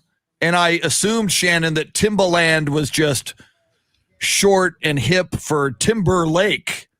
And apparently that's not the case. Yeah, Timbo is his own man. He has a lot of his own songs. A lot of his songs do happen to be with Justin, though. He's a very prolific producer as part of Justin's discography. I love this song because who doesn't love a good beat and a song about carry out food? Exactly. And in a time of a pandemic, when carry out is the new way of life, curbside. Yes, I'm all for it. This song came out in 2010. No Way kidding. ahead of its time. 11-year-old song, and little did they know. I'm trying to bring it back with all the curbside service. See, you're bringing carry out back, and Justin brought sexy back, and it's like Wicker. It's all connected. It's amazing. Welcome in. It's the Chris Duel Show. Coming up just after 8 o'clock, our good friend Tanner Carlson, Cowboys fan and analyst, Mavs fan, Longhorns fan. Ooh, we'll ask him the Shaka Smart poll question today. How deep do the Longhorns have to go in the NCAA tournament for Shaka Smart to keep his job? We'll ask Tanner about that. In a moment, it is time for Shannon's Salty Shakedown. But first, sports birthdays and this day in sports history. I'm so loud. This day in 1927, Babe Ruth becomes the highest paid player in Major League Baseball history. He signs a 3-year contract worth $70,000 per season with the New York Yankees. Shannon, that was some good walking around money in 1927. Listen, $70K. I would sign for $70K. Yes. For anything right now. Woo. So more power to you, Mr. Ruth. 1927. What do you think that inflation would equate to today? God, I'd say at least 10. Wild guess, I'd say 10 times. I'd say that's the equivalent of 700,000. What do you think? You think I'm nuts? No. In it's been almost 100 years, 27 to 21. Maybe more. Yeah, could be more. That kind of stuff blows my mind. Yeah, me too. All right, this day in 1968, March 4th, 1968, Smoking Joe Frazier. Down goes Frazier.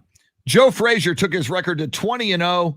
He captured the vacant world heavyweight boxing title. Why was it vacant? Because they stripped it of Muhammad Ali because he refused to go to Vietnam. So anyway, Joe Frazier became the boxing champion. He beat Buster Mathis in an 11-round TKO at Madison Square Garden in New York City. 3 years later in 1971, it would be Ali Frazier. It would go 15 rounds, and Frazier would beat Ali in that one, but Ali would come back in the Thrilla in Manila.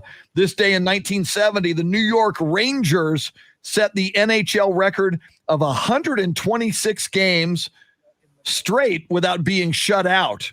And I'm not even a big hockey guy, but I can tell that's a big deal. 126 games without being shut out in hockey. That's impressive. Very impressive.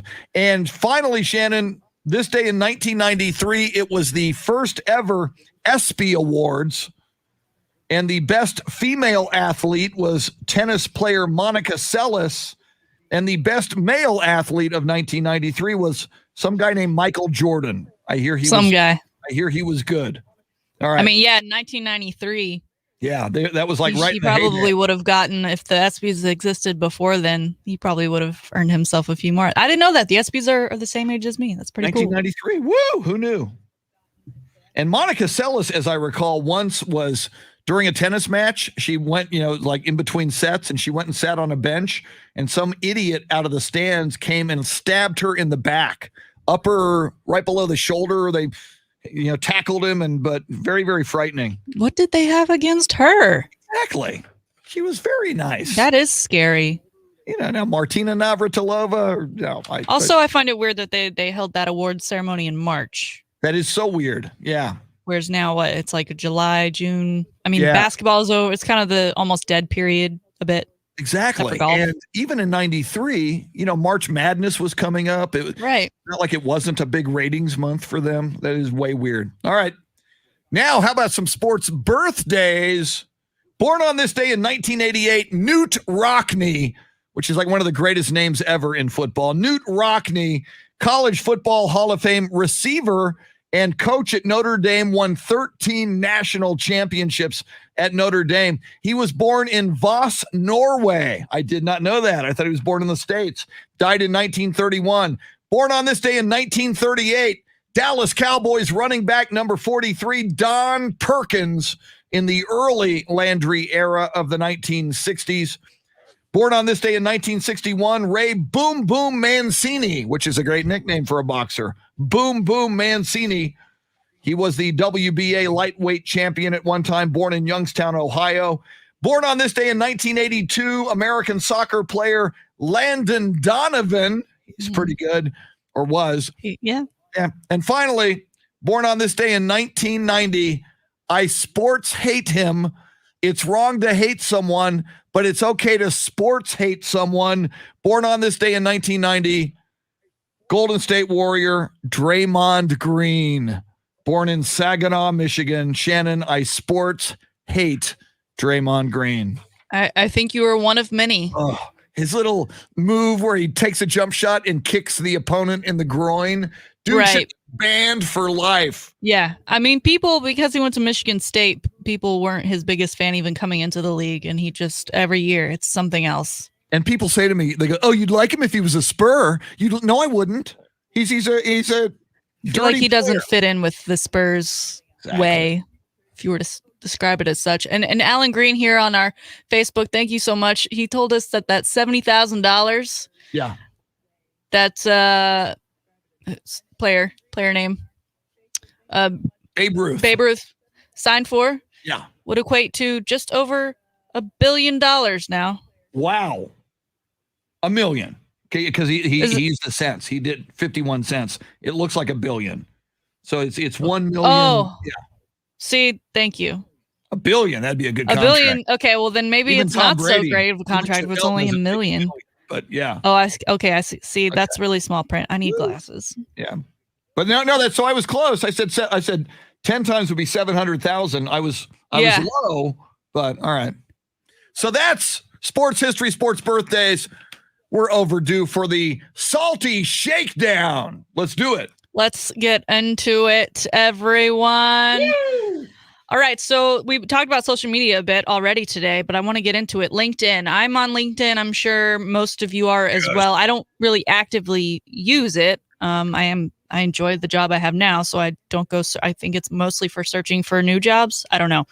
But I know it's a popular thing, especially with the older generation. I get a lot of notifications from older people that I'm connected with that they've posted something on there. Again, I don't frequent the site, but Luka Doncic of the Mavericks is now on it. He got on it yesterday. He's even filled out his profile top to bottom with experience, including global chief hydration officer for BioSteel, which is a sports drink company that he just got equity in. So I guess that's his official job title now. Not sure how much he gets paid for that, but that is listed above his other job, which he has listed as guard / small forward for the Dallas Mavericks. His education is listed as Real Madrid. Don't quite get that one, but okay. But then his biggest flex is definitely the honors and awards, right? He's got all of his NBA All-Stars. He's got his Rookie of the Year. He's got all of his EuroLeague stuff, including an MVP that he won over there. I don't know why he felt the need to... I don't know, maybe so that the people of BioSteel can connect with him, because we've seen it in the past, right? Shaq, Julian Edelman, Brandon Marshall have all created LinkedIn profiles and have logged on once. There's no profile picture yet that he's added, which is if you've ever done LinkedIn, you know that's the first thing they ask you to do to help complete your profile to broaden your reach for your connections and your networking. And he's yet to do that. But one, cool that he's on there, and two, that he even lists that. He also, under his skills, has, of course, basketball and magic. Magic? I did not know. I don't know if that's like magic on the court from like the fact that he can drain threes in the way that he does, or if he actually quite literally has tricks up his sleeves. That's something I'll need to look into a little more today. Chris, do you have a LinkedIn? Because if you do, I don't think we're connected yet. No, we should. I do have one. I don't think I've updated it in like the last 4, 5, 6 years. It's probably very, very dated, and I don't go check it that often. Every so often I'll get an email go, you've got 9 new connections on LinkedIn. You want to, yeah. So I don't look at it as much as maybe I should, but you're right. I mean, most of us, unless we're kind of in the job market, don't do LinkedIn that much. I'm still trying to get hip to Snapchat so I can keep up with Jeremy. Jeremy, you've got your LinkedIn page going? Oh, your Snapchat linked? Because I think you can link some other socials to those pages. I don't think my LinkedIn would be very effective if they saw what's on my Snapchat. I'm pretty sure I'm pretty sure my LinkedIn profile picture is of me in my suit at the top, like tippy top of the state capitol. Woo! Because they're supposed to, it's like professional network, so they want you to have a professional profile, and that was the closest thing I had to it. Except the only thing is that it was June. I had just climbed to the tippy top of the state capitol, and I was very hot, very flustered. It's equivalent to my passport photo, which happened in the same suit and almost under the same circumstances. Where when I go out of the country, they congratulate me for the weight I've lost. I'm like, no, I'm puffy and red. I've basically completed a marathon to get where I am today. So something to keep an eye on. Yes. Maybe if he ever gets traded, I really hope he doesn't. But maybe we'll hear, like JJ Watt announced his new location on Twitter. Maybe Luka Wood announced his on LinkedIn. Speaking of one of those athletes who was on LinkedIn, Shaq, he appeared on All Elite Wrestling. He made his debut last night. He actually won his tag team match. I'm not big into wrestling. I don't really get it. I know it's staged, so I don't understand how there are winners and losers, because why would you ever want to be on the losing side? During the match, he lifted his opponent up and threw him down on his back. That was pretty cool. At one point, the opponent knocked Shaq out of the ring onto a table, which of course, Shaq being the giant he is, he broke the table. He ended up laying there. That photo is actually now a meme. We have it up over on the AM 1300 The Zone. We're asking you to caption that because it's blown up just over the last 12 hours. This image of Shaq where they kept saying he was unconscious. So they then put him in an ambulance, and they're showing you Shaq being put into an ambulance. But the problem is Shaq, again, very large man, supposedly unconscious, but in order to close those ambulance doors, he's got to tuck in his legs because he's just too long and they can't close the doors. But again, Shaq was a winner. I don't know how permanent this is for Shaq to be a wrestler. I feel like he's already kind of at the pinnacle. He doesn't need more to get even more notoriety, but I know he's a fun guy. Chris, your thoughts on Shaq as a wrestling personality and just wrestling in general? Is that something you go for? I'm not a big wrestling person. And by the way, Chris Gonzalez just wrote on Facebook, boo Shannon, wrestling is the best drama you could get. Have you watched Below Deck or Keeping Up with the Kardashians? How dare you? Those aren't scripted at all. Yeah, and but I know people who are hardcore into wrestling, and they always give me a hard time when I go, it's scripted. It's, you know who the winners are. I know there's athleticism in it. I'm not saying it's not a sport. There's convincing that needs to be done. Now, Jason Garcia just wrote, the storyline and characters are fake. The moves and the hits are real. Now, the hits aren't real. I mean, there may be some real hits, but I don't know. Right. Like, it take one for the team, but if you love wrestling, good for you. More the characters are outrageous and funny. And therefore, I think Shaq, didn't Gronk get into wrestling? I mean, the more outrageous your character is, that's probably good for wrestling. I think they tried to get him to go into that post first perfect for NFL Gronk retirement. Yeah. I might, if Gronk and Shaq do more wrestling, I might start watching. But again, it makes me think of The Rock. I know he played football in college and was a great athlete, but he kind of rose to fame through the WWE world, and now he is the superstar we know him today. So for people like Shaq, it almost seems backwards to me. Especially, it's not even WWE. It's All Elite Wrestling, which I think is a newer division of that world. I don't know. I just thought it was interesting. If you haven't seen the video of Shaq falling on a table, it's pretty great, as well as that just picture that people are memeing up right now on the internet of him just laying there, supposedly unconscious after smashing that table to bits and pieces. Moving on, Super Bowl news. Woo! We are, it's the 4th today, so we are about a month, right, out from the Super Bowl. So the numbers are in, and it is being confirmed that the Super Bowl was not a super spreader. Of course, people were very nervous about the amount of people going there, even at the 20% capacity. But you also had all the workers and all the performers and all of the hysteria that kind of goes around a Super Bowl. And then not to mention Tampa Bay won and took to the streets of Tampa Bay, which was already hosting the Super Bowl. That later followed by a boat parade and many other celebrations around the city. They found that just 53 cases were confirmed out of the 280,000 people that took place or that took part in that Super Bowl, either playing, working, or as fans in the stands. That's pretty incredible to me.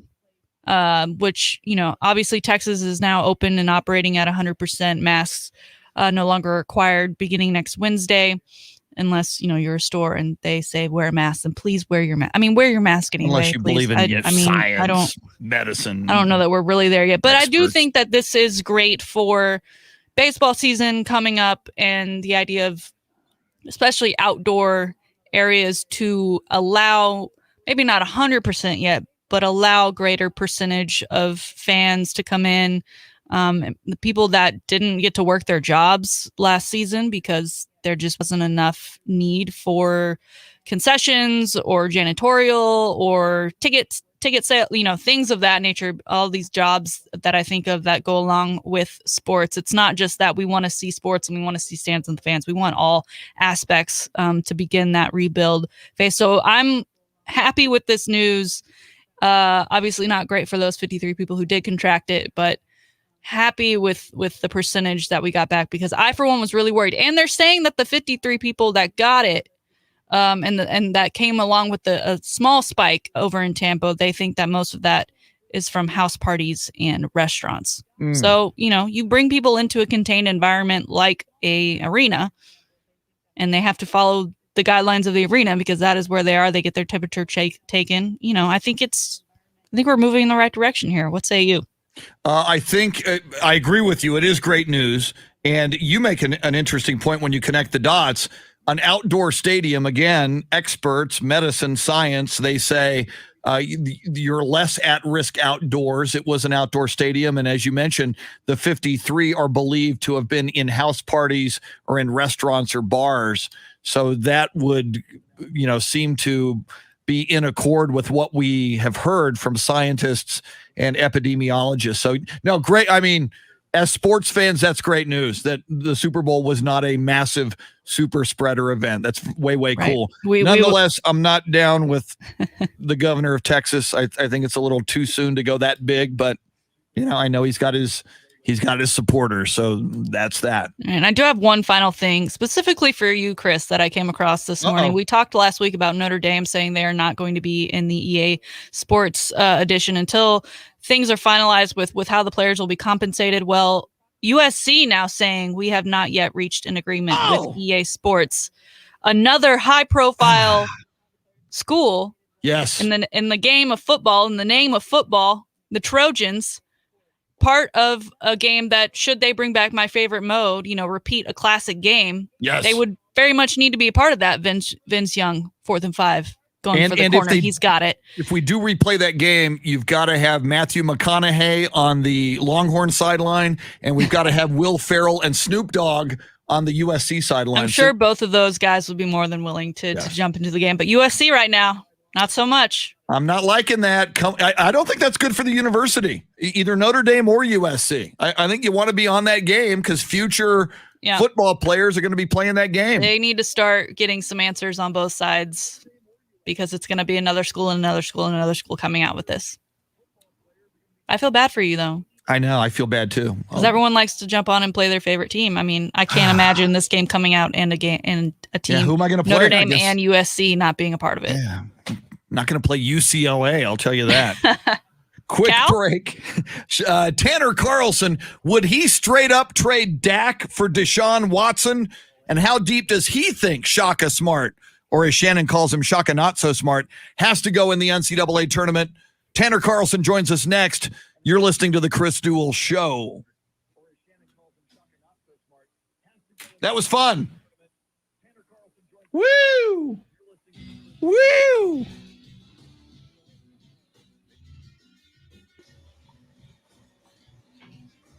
It's not fake. Sam says, wrestling is not fake. It's scripted. There are sometimes serious injuries. It can still be fake, and there can still be serious injuries.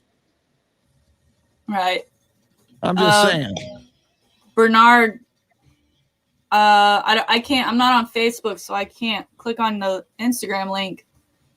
But for the water distribution, I posted to the Zone yesterday when I was out there with the cases of water. But I can't see what the link is, so you'll have to tell me. Huh. It's just like movies. You know, movies are arguably fake. They're right. They're fictional. And stunt men and women get killed or injured sometimes. So yeah, it can still be fake, and people can get hurt. WWE soap opera for men. That's funny. Yeah, I would agree with that, Santos. And again, if you love it, great. Yeah, I'm not knocking the lovers of the sport. Just find it interesting how it operates. Guys like Shaq getting in on it.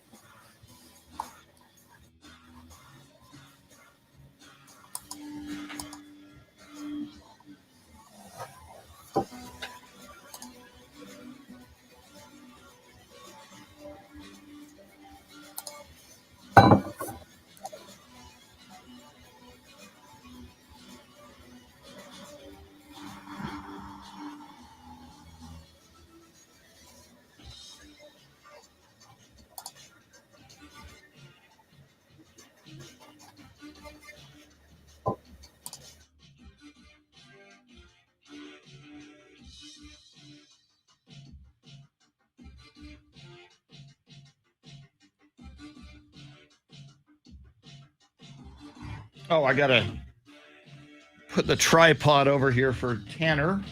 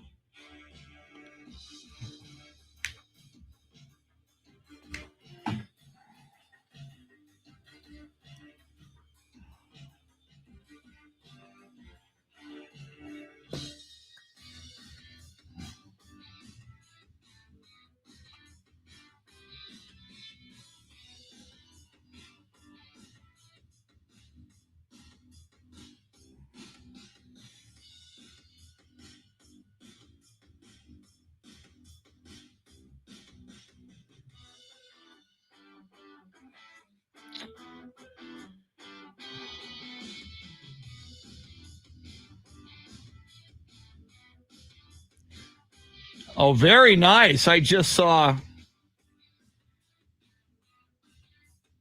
the Obi photo on Twitter. I just saw that. Did you see that yet? I did, yeah. Very funny. We like to throw that on every now and then. 10 days over.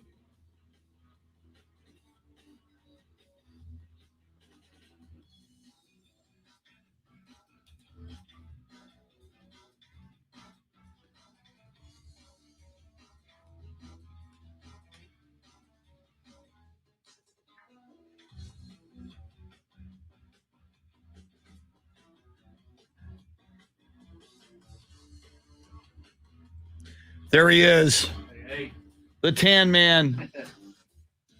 what they call me. I'm a little disappointed. No Dallas Stars mask. Nothing. I can't find it. Oh no! I lost it. I don't know where it's at. Wow. So I've got a couple other masks, but Casey just bought she bought like a whole 100-pack of the disposable. Yeah. masks or whatever, so I just grabbed the first thing I saw this morning. So what's new in your world? Oh man, I've been freaking busy. Yeah. In high school basketball games, I called a couple of those. Oh, cool. Did the oh my god, can't I freaking think of their names? Clark and Harlan. Okay. And that was a buzzer beater, not a buzzer beater, but a last-second shot to win it for Clark. So that was fun. And then I did a St. Mary's St. Edward's volleyball game yesterday. Scheduled to do a basketball game Friday night. So Wow. And then we're trying to just filed all my taxes. Yeah. Trying to do tax return stuff, and then once we get that back, we are in the house hunting mode. My goodness, you got a lot going So on. it's just like House personal- hunting, taxes, baby. Yeah. So personal life, work life, everything's running all together. Yeah. And then this weekend I got a bachelor party that I'm in charge of. So You're in charge. Okay, I'm the we best man. we might have to talk about that on the radio I'm if the you don't best- mind. I'm the That's best funny. man, so, do you have the link? Or did I you- just sent it. I realized I didn't send it. I just sent it right now. Oh, I got it. But yeah, I've got a bachelor party this weekend. Okay, we have to go there. That's fine. What are you planning? Oh god, people may not like it. Well, be a little careful. You do have a reputation as a news reporter, so. When it's COVID time still, so That's what I'm feel saying. like Oh yeah, you have to think outside the box. that's a great point.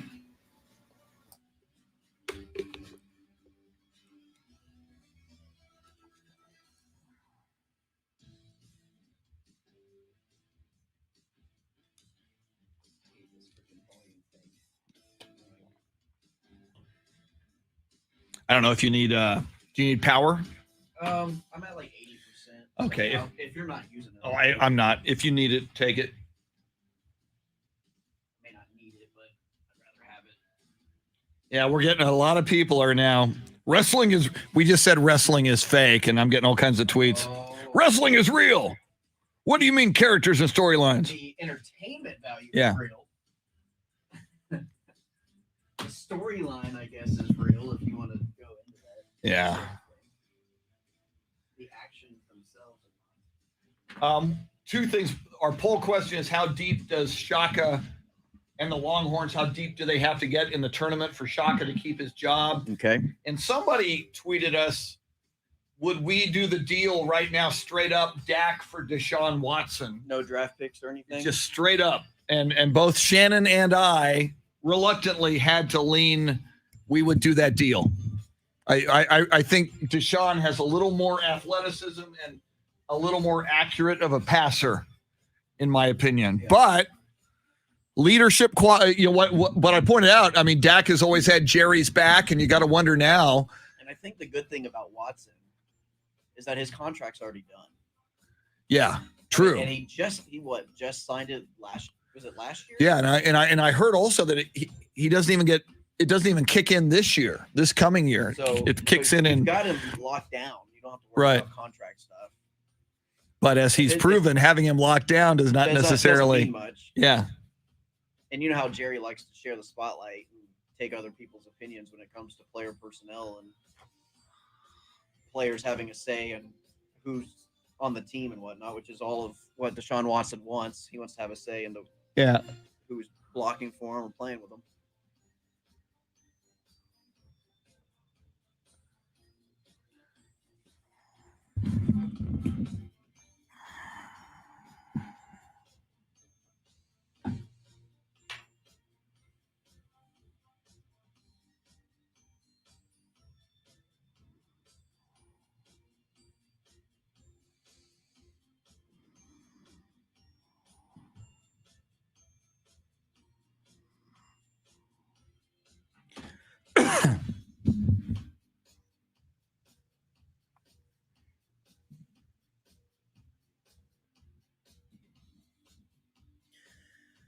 Oh boy.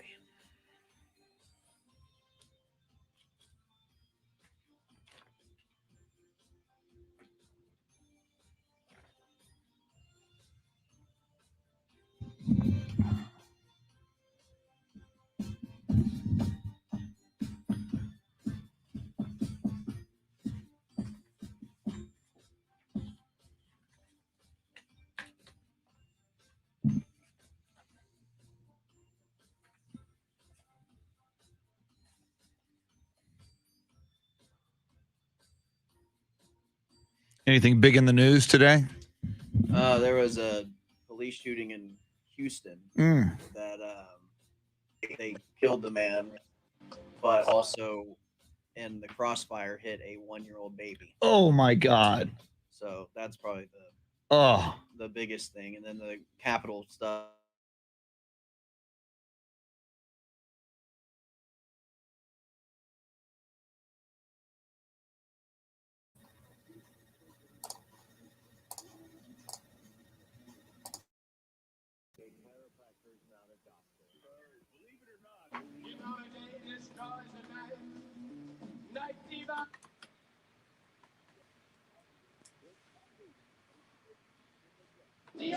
Good morning, Yolanda. Welcome in.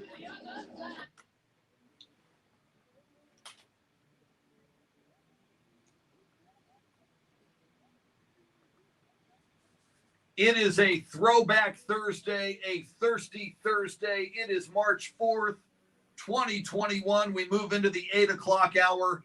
Welcome into the Chris Duel Show. I'm Chris, along with Shannon Salty Sweeney, your soundscape stylist and proud owner of Obi the dog is Jeremy Fouts. We had an Obi sighting on Twitter, which is nice. And we enjoy welcoming in the Tan Man, Mr. Tanner Carlson, reporter for 1200 WOAI in San Antonio. Football, basketball, play-by-play dude, Cowboys fan, Longhorns fan, Mavericks fan, Stars fan. And breaking news, I just heard this when he walked in. He is in charge of a bachelor party this weekend. This weekend it's going down. Okay, we got It's got to be your most important role this week. Yeah. I'm the best man in my friend's wedding, and I told him, I said, God, I hope I'm never a best man for anybody else ever again. And the thing is I know, like, on the women's side of thing, like bridesmaids and the maid of honor, they have so much more to do. All we really have to do is plan a bachelor party, which should be fun. But trying to get everybody on the same page and to take off work or to come down on the same weekend, because we all live kind of all over the place. We got a friend in Oklahoma. We've got a guy in Kansas City. We've got people all over the place. And I'm from San Antonio, so we're all trying to meet up all in one location. So we decided I planned that, my buddy, he's a diehard, way more of a Stars fan than I am. So we're going to go to a Dallas Stars game in Dallas, and we've got an Airbnb set up. So we're going to try to do our best to kind of go out and eat dinner and try to be as safe as possible and whatnot. And kind of glad it's the weekend before the whole mask mandate thing is going to happen. So everyone's still required to follow all the rules at this point. So we're still going to kind of be as safe as we possibly can, but also I think fun is going to be first and foremost on everybody's mind, at least, for the time being. So we are going to go to a Dallas Stars game, and then kind of wherever the night takes us after that. Now you say Airbnb. The last time I heard of an Airbnb, Earl Thomas enjoys Airbnb. Oh no! Come on. You have some ladies come over and perform massages. Yeah. Is that on the menu? The funny thing about the Airbnb is that the renters or the people renting the house to us contacted me and said, hey, can we just get a little background information as to what your stay is going to be? I said, we're just a bunch of guys, getaway weekend, want to go to a Stars game. It's just going to be a one-night thing. We're going to pack our bags and leave first thing tomorrow morning and stuff. It kind of sounds like you want to have a party. I said, oh, no. It's not. We're just old guys, family guys that just want to come together. Haven't seen each other in a couple years, just getting together. And they have no idea it's a bachelor party. But so it should be fun, though. And we are a bunch of older guys that, I'm married and a couple other guys have kids already. So I didn't necessarily lie. I just didn't say everything that was going to happen. Now, you say after the Stars game, you're going to go to wherever the night takes you. Right. Do you have any venues that you've I actually explored? I really don't. Okay. I honestly don't. Now, the guy who's actually we're having the bachelor party for, the guy who's getting married, he actually used to live in Dallas. So he is much more familiar with the area itself than any of us are. Okay. And so after the Stars game, it's kind of actually going to be completely on him to say, hey, I like this spot, that spot, whatever. Or we might just go back and just, drink a little bit at the place and, and hang out, play card games, whatever. I don't know. So, like I said, wherever the night card games. Wherever the night takes us. Very nice. I'm going to leave it at that. Now, your other duty as best man is to perform the toast kind of a thing and give a little speech. Have you thought about that, or are you just going to let it rip? I'm not much of a thinker when it comes to those sort of thing. I don't really, rehearse in the mirror or anything. You don't want to write it out. No, I'm not a write it down on paper, read it off the sheet of paper kind of a guy. So it'll probably just be a spur of the moment, unprepared kind of a thing, and just go, by the seat of my pants. Who knows? As a wedding goer, my only advice to you would be less is more. Yeah. I mean, there's nothing when you do that, the guy's going on and on. Right? I'm not someone who's just going to sit there for 10 minutes and cry or though I think what's worse than the sentimental toast is the stand-up comedian. The roasters. Yeah, the roasters, the comedians. I'm like, guys, just say, hey, he was my best friend. We grew up together. I love you. Have a great life. Take a drink and sit the heck down. Right. Exactly. No one's here to watch you give a toast. No one's here. No one's here to listen to what you have to say about the group. No one. Not one person. So, hey, love you. You're great. Have a great life. Let's dance. Let's party. Let's move on. Yeah. Very cool. Yeah.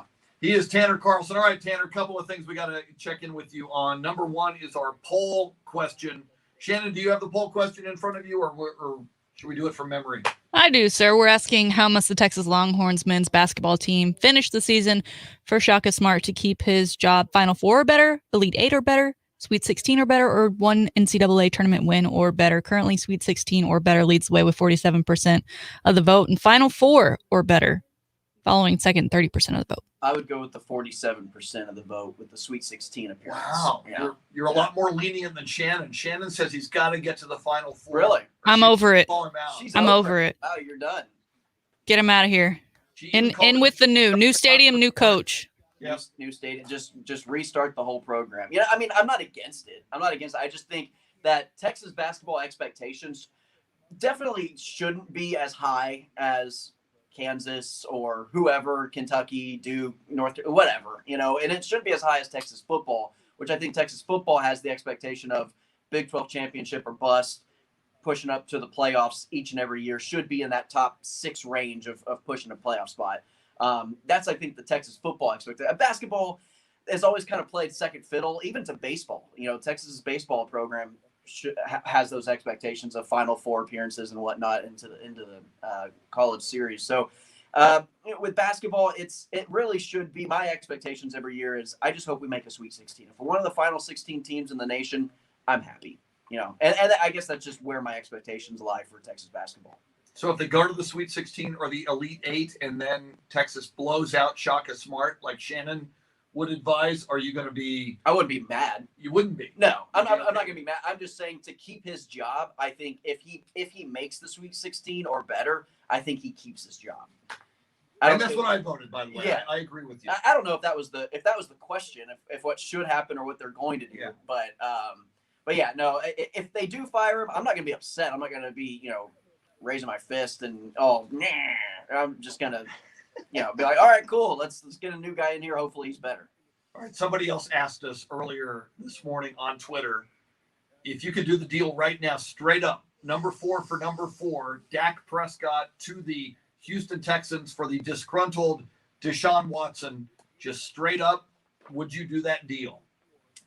The only thing I would say that would benefit the Cowboys in that situation would be that Watson's contract is already done and taken care of. He's already signed on that contract. You would absorb that contract. He would play that contract. Well, he may not play that contract. We don't know if he's Don't going get him mad. Yeah, we don't know if he's going to play that contract out. But hypothetically, that situation, your contract situation with your quarterback's already taken care of for the next 5-6 years. So you've got your guy. You don't have to worry about Dak breaking the bank or asking for Mahomes money or whatever the case is. You don't have to worry about all that. So I think the stress level of that would be beneficial. I think the play on the field would be about the same quality. Like I said, I don't think this team, like I said, other than Tom Brady, you put a quarterback or Patrick Mahomes or Brady or Rodgers, with excluding those three guys, I think if you put Russell Wilson, Dak, or Watson behind center for this Cowboys team, I think they're pushing 8-8, 9-7, 10-6 at best, because their defense is so poor and the rest of that roster is so poor. It's not a Super Bowl winning roster. So you might be looking at a division title with any of those three guys that are quote unquote available this offseason. If you're looking at those three guys to be your quarterback, you're probably looking at around the same results with either quarterback in terms of wins and losses and how far you advance into the playoffs, if you make the playoffs. Now, you just said, and oh, by the way, Shannon and I, and Shannon very reluctantly, and it's close, would do that deal. I'm in my feelings Yeah. for that. Yeah, you're kind of emotional today. I don't want to see him go. So are you on Team Dak or Team Watson? You're saying trade for Watson? I would take Watson. Yeah, so she's saying get rid of Shaka, get rid of Dak. Yeah. Get rid of McCarthy. We're getting rid of Luka.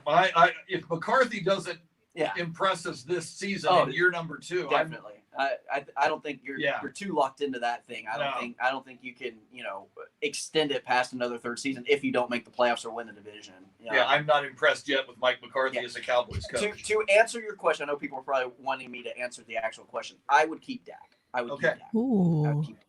All right. Now, we heard yesterday 2 things in the negotiations. One, Jane Slater of the NFL Network is reporting negotiations are going well. Both sides are talking. There's progress. That's a good thing as we approach 5 days away from March 9th, which is the deadline to have to do the franchise tag for Dak. Secondly, though, we're hearing that Dak wants not Mahomes money, but just short of Mahomes money. Yeah. So he understands Mahomes should get the most money because he's Patrick Mahomes and he's the best quarterback in the NFL right now. So to me, that's Dak saying, I want number 2 money, and I don't see Dak as the number 2 quarterback in the National Football League. I'm a little put off by Dak wanting just shy of Mahomes money. Here's the thing. If anybody can actually tell me, and without a reasonable doubt, of what the actual quarterback market is, if anyone can tell me what the actual answer to what the quarterback market is, I'll just agree. Because I don't think Dak, I don't think his people, I don't think representatives, I don't think analysts around the NFL who work for NFL Network, I don't think Jerry Jones knows what a quarterback market is. I don't think it exists. I think it's whatever and whoever is next in line. Yeah. Whoever's next in line is going to set the quarterback market. Now, Mahomes, he's out there. He's in another stratosphere when it comes to the quarterback market. But I don't think there's an answer as to what a quarterback is worth. We just saw Stafford get given up for 2 first-round picks, and he's 34, 35 years old. And the Rams gave up 2 first-round picks for the guy. So I would put Dak ahead of Stafford, and I know that's a trade situation. But, I mean, how can you put a price on something that's not set? There's no market for a quarterback. There's no set price for what a quarterback is actually worth in this league. It just depends on if that's your guy. If that's what you want, then that's what you pay him. So I'm okay with him asking for that money because he can probably get it, and not if not at the Cowboys, he can get it somewhere else. But if he gets it for the Cowboys, I mean, you've got a salary cap. The more you give Dak, the less you can give other players to build. Right. What we want is a Super Bowl team. Right. But here's my thing: if you don't have a quarterback, you don't have a Super Bowl team either. Like you can spend all the money. True. You can spend all Red the money. Rifle. Yeah. No. We already did that. We've already been there. We've done that. We know what the result of that is. My thing is you have to have a quarterback first and foremost to start a Super Bowl conversation in terms of a Super Bowl roster. Every conversation begins and ends with who do you have at quarterback and the reason why a team is successful or not. People say the Dolphins are a quarterback away from a Super Bowl winning team or a Super Bowl contending team or a contender or whatever. the Colts have been searching and begging for a quarterback since the Andrew Luck retirement. Oh, well, they're just a quarterback away. And you don't say, well, they're just a linebacker away. They're just a JJ Watt away. They're just, you're just a washed up defensive lineman away from a Super Bowl winning team. You're a quarterback away. So you have to lock down. The quarterback comes first and foremost, always should, always will come first. And then, then you can worry about the lack of cap space that you have left. How about this? Whoa, crazy thought. How about we get our coaches to develop some talent? How about you draft some talent and develop those players to be good football players? Then you don't have to worry about free agency. Then you don't have to worry about signing Patrick Peterson or Richard Sherman to an outrageously large contract that isn't going to pay off because they're not going to be worth whatever money you do pay them. That's what I say. How about get a coaching staff that can develop some talent on defense or whatever and get these players to play well under a rookie contract that you can afford? I just heard Shannon mention the name J.J. Watt, and that's a big story this week. Goes to the Cardinals to the surprise of a lot of people, and big money, like $31 million with 23 guaranteed for 2 years. What do you think about that deal? I thought it was a lot. Yeah. I thought it was a lot of money for I mean, it's J.J. Watt, though. So, like I had mentioned earlier, I think you're doing your team a disservice if you don't at least contact J.J. Watt and his people to ask what they're asking for. So I'm pretty sure at least every team maybe at least sent him a text like, hey, what are you asking for? They probably said the amount and they said, no, we're good. Thanks. Appreciate it. But, I don't think he turns that team around. I like the fit.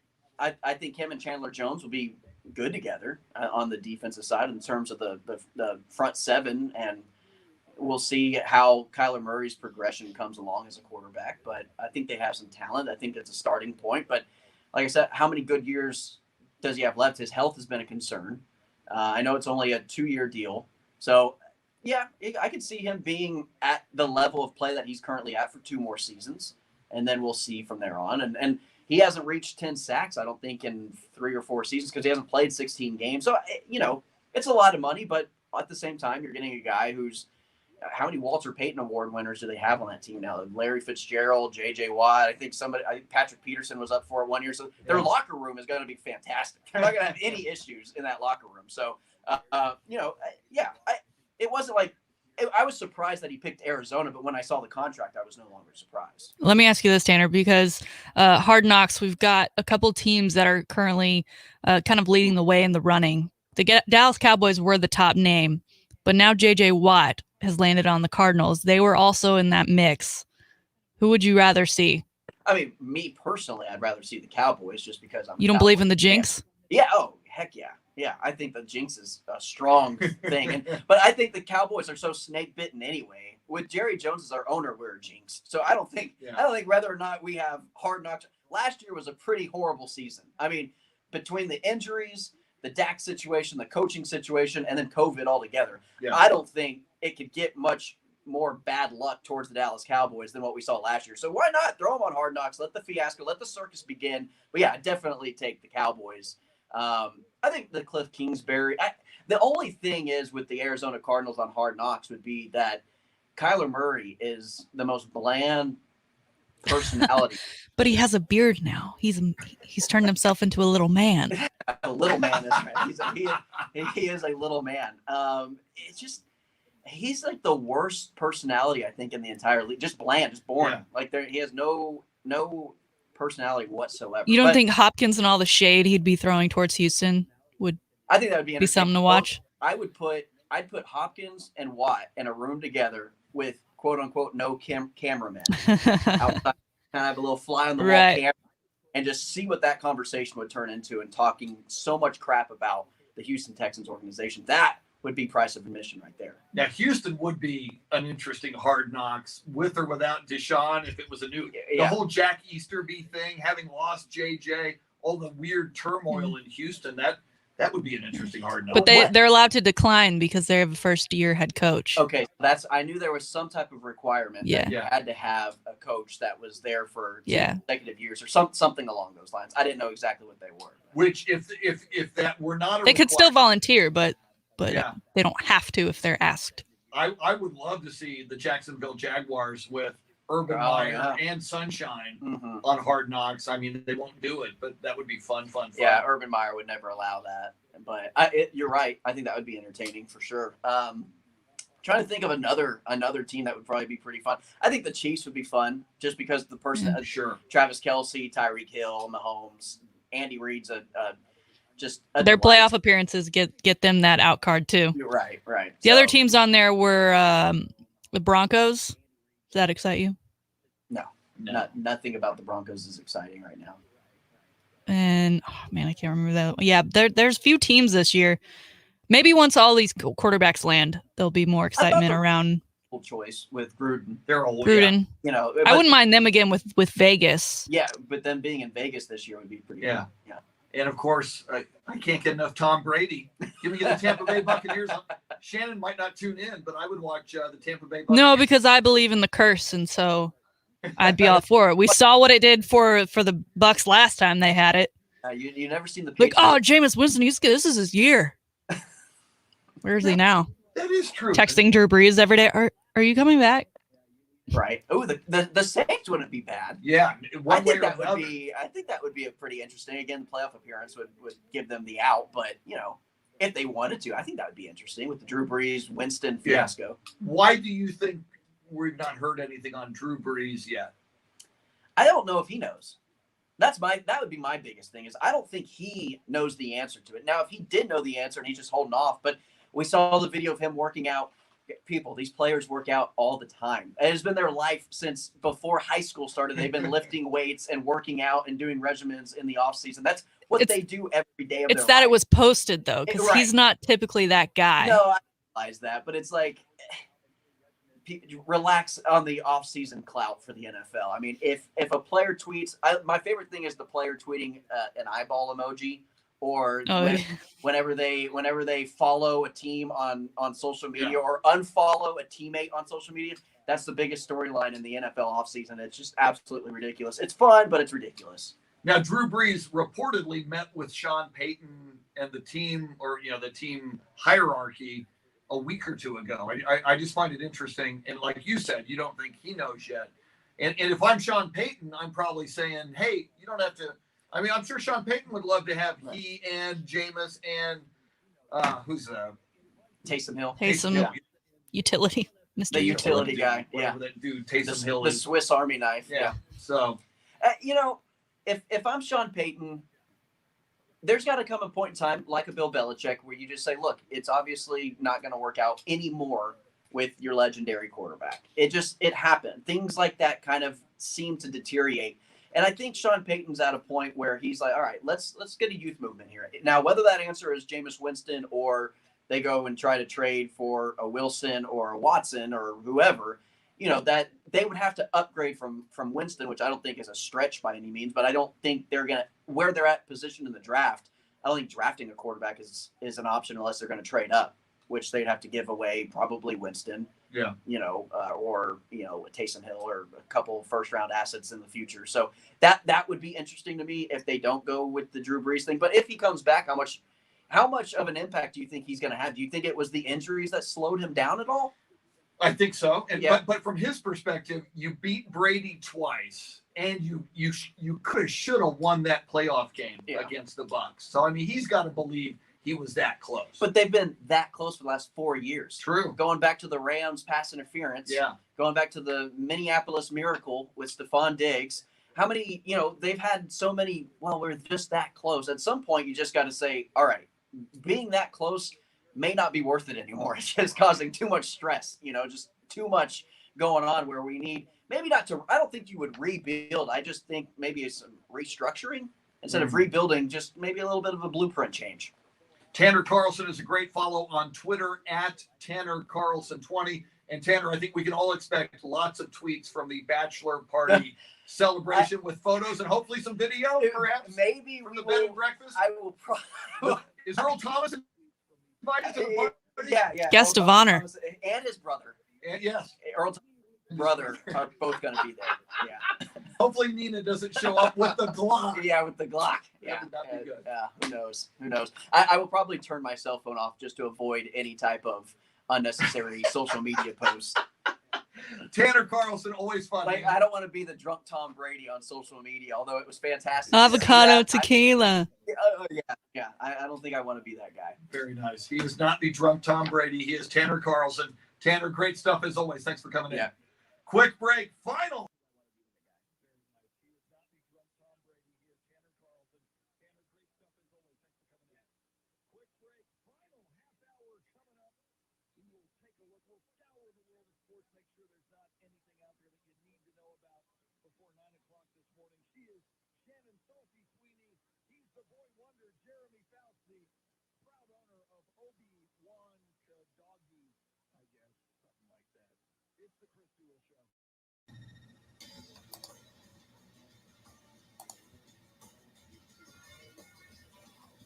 Chris, you're still muted.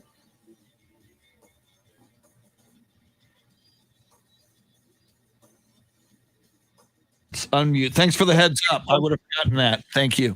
Can we talk some more Dak coming back? Because I have a theory on his whole asking for Pat Mahomes.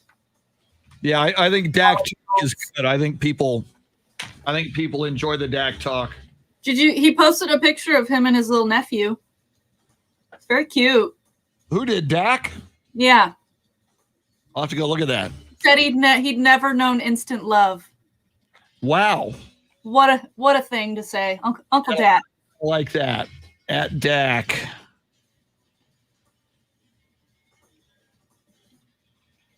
That is kind of cool that he got just Dak on Twitter. Yeah. Did he post it on Twitter? I was looking at his Instagram.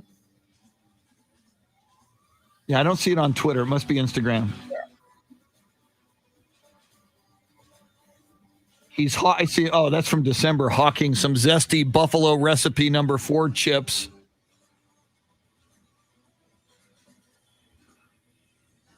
I'll be back.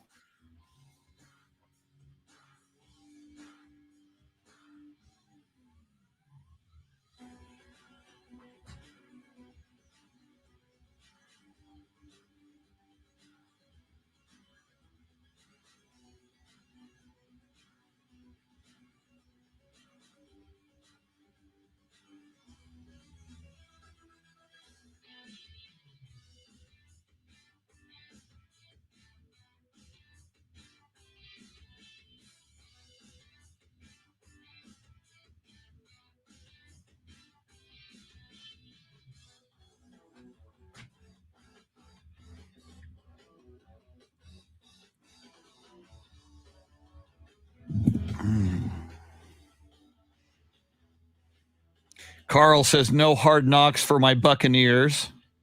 That would be fun. And if you're HBO, you would, I think, certainly want it.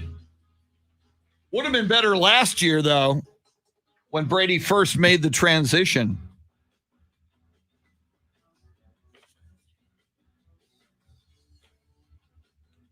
What else do I need here? How charged is my phone? Quite charged. Okay.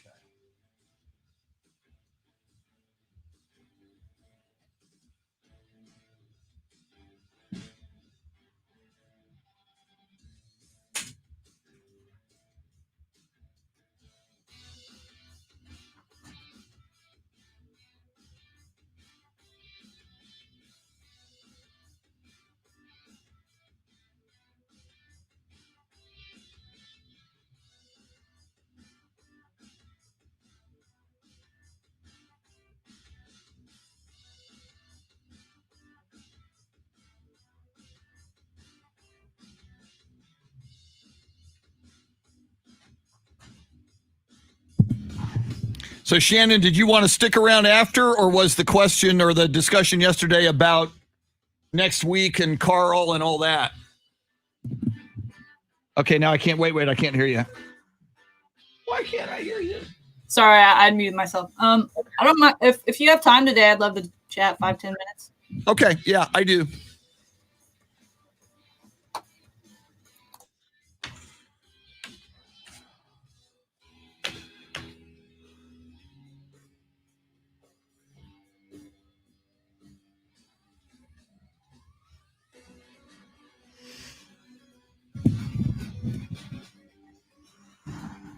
Leo Zambrano says, if Sean Payton gets a quality quarterback, the Saints will contend for a Super Bowl. I agree. I still think if they find a way to get Russell Wilson, my God. They need a tight end, though. Yeah. I mean, I know Cook was hurt a lot of last year, but he was on my fantasy team, so I suffered greatly. Yeah. But, they've had, Drew has always seemed to have a prolific guy as almost as a safety net for him. True. In that position.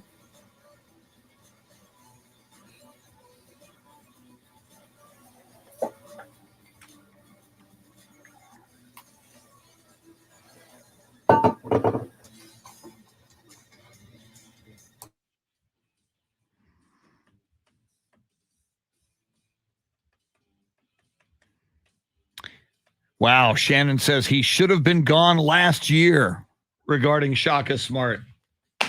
You are not feeling the Shaka love. COVID was an excuse last year if he didn't perform in the tournament, in the Big 12 tournament or the NCAA tournament, which was still in question that if they didn't perform in the Big 12 tournament, they could have possibly missed the dance. The dude has 9 lives. And he has run out of all of them.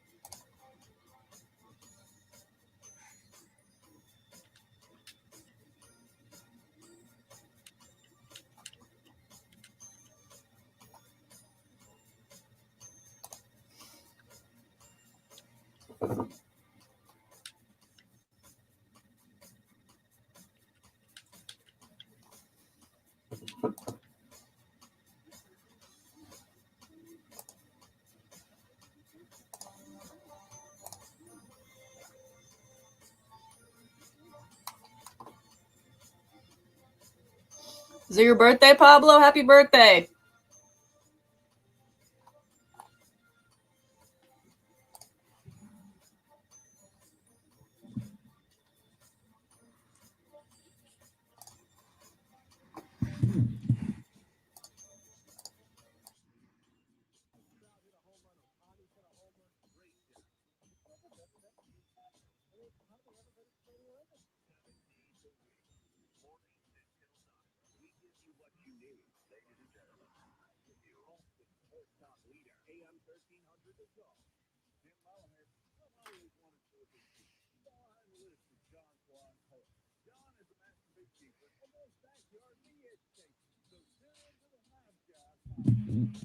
Wow, it's Pablo's birthday. I didn't see that. Happy birthday, Pablo.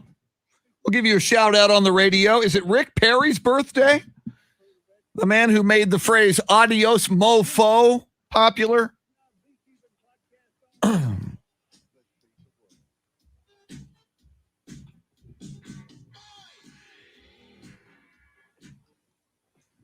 Little Electric Avenue from Jeremy Fouts, your soundscape stylist. Welcome in. Final half hour of the Chris Duel Show. I'm Chris Duel along with Shannon Salty Sweeney, and a shout out. Pablo Perez on Facebook Live tells us today is his birthday. He joins us quite a bit on Facebook Live. If you're new to the show, we stream live video on Ticket 760 and AM 1300 The Zone's Facebook pages. So Pablo says he shares a birthday with Draymond Green and former Texas Governor Rick Perry. We did birthdays earlier, Shannon. I did not realize this was Rick Perry's birthday. Is he more famous for Texas Governor? What was he? Secretary of Energy? Education, I think. And Dancing with the Stars, though. He was pretty amazing on Dancing with the Stars. Didn't he last just as long as Carol Baskin? He didn't. He did not. I don't know. I guess people here remember him as governor, but not when you worked fondly, I would say. Was he was not still, it was already No, yeah, I believe it was Abbott's first maybe term. I don't know. Now, It was Dan Patrick's first year as lieutenant governor. I know that. See, I just wish Dan Patrick, the sportscaster, would be the lieutenant governor and not the Dan Patrick we've got. Can we trade Dan Patrick's? I would have had a lot more fun. Yes. Had that been the case. True. Now, did you come out of college, you went to Texas, you get the gig at the state capitol working at the legislature. Did you have ambitions to work in politics at that point? No. I had minored in history, so I've always loved history. So in that regard, it was kind of a cool thing. But, I graduated in December, and I didn't actually get into the radio, television, and film school at Texas until August of 2014. I graduated December of 2014. So I didn't have time to get any hands-on experience. I'm graduating. I'm like, oh my God, you need a job. You need one immediately. So I graduated December 6th, took my last final December 12th, and December 18th, I was working in the Texas Capitol as a sergeant at arms. My goodness. That's a quick. And it was a December that was for you. Yeah, and that job is only for the legislative session. So it had an end date. Okay. So it wasn't like I knew I would be stuck there, but a lot of people use it as networking if they want to stay, they want to get on a staff of some sort. Yeah. And I just got to the point where I was like, get me out of here. I worked so much they didn't do overtime, they did comp time. So I was paid in full for another month and a half after that job ended because of all my committees for whatever it is. And they were like, we are going to start at dawn and we're not ending until Shannon physically can't stand anymore. My God. Wow. So, not the best of times, but certainly pushed me back into why I did radio and television and film degree in the first place. I have a lot more fun exactly in those fields. I think you're in the right place personally. Thank you. Dak Prescott, we've been talking Dak, and this is just going to get even more. We're 5 days away. Today's March 4th. March 9th is the deadline for the Cowboys and Dak to either come to an agreement now, or the franchise tag would have to happen on behalf of the Cowboys unless they let him walk, and that's not going to happen, at least not now. But as we've also talked about, this is kind of a first wave of a deadline. You can still franchise tag Dak on March 9th or before and still get a deal done by mid-July still, and that would be the expectation. Mm-hmm. But both of us earlier, Tanner would not, but both of us, Shannon, would do the deal, Dak for Deshaun Watson if it were available. Yeah, and as we get closer to this March 9th, I'm starting to think they're going to end up tagging him just so they can continue these talks, especially we mentioned he's asking for Pat Mahomes money. But in his defense, it's a negotiation, right? So you got to start high versus going low and then maybe getting even lower. And then, Tanner was kind of talking about a quarterback market, which I thought was a great point.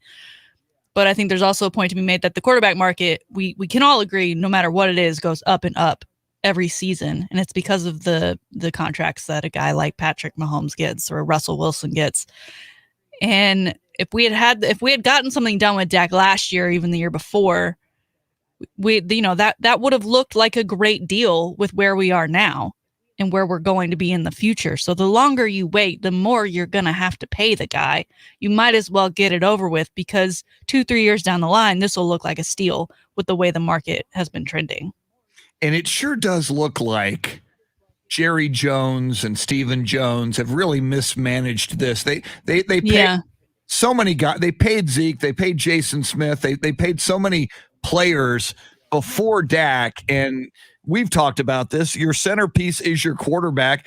Dak should have been the first guy you did a deal with. And I remember the Tony Romo deals were done really early. And at the time, even analysts who know a lot more about the business of football than I do thought that Jerry kind of overpaid for Romo, but he loved Romo. And typically if Jerry loves you, Jerry will treat you right. That's which I think probably creates even more angst for Dak at this point. And it's weird that it all seems to be Steven who's in the dealings in these talks right now. You'd think Jerry wants a quarterback and wants his quarterback and wants Dak as his quarterback, that he would be in on this. And who knows, maybe he's listening, but everything we've heard so far is that the conversations are between Dak's team and Stephen Jones.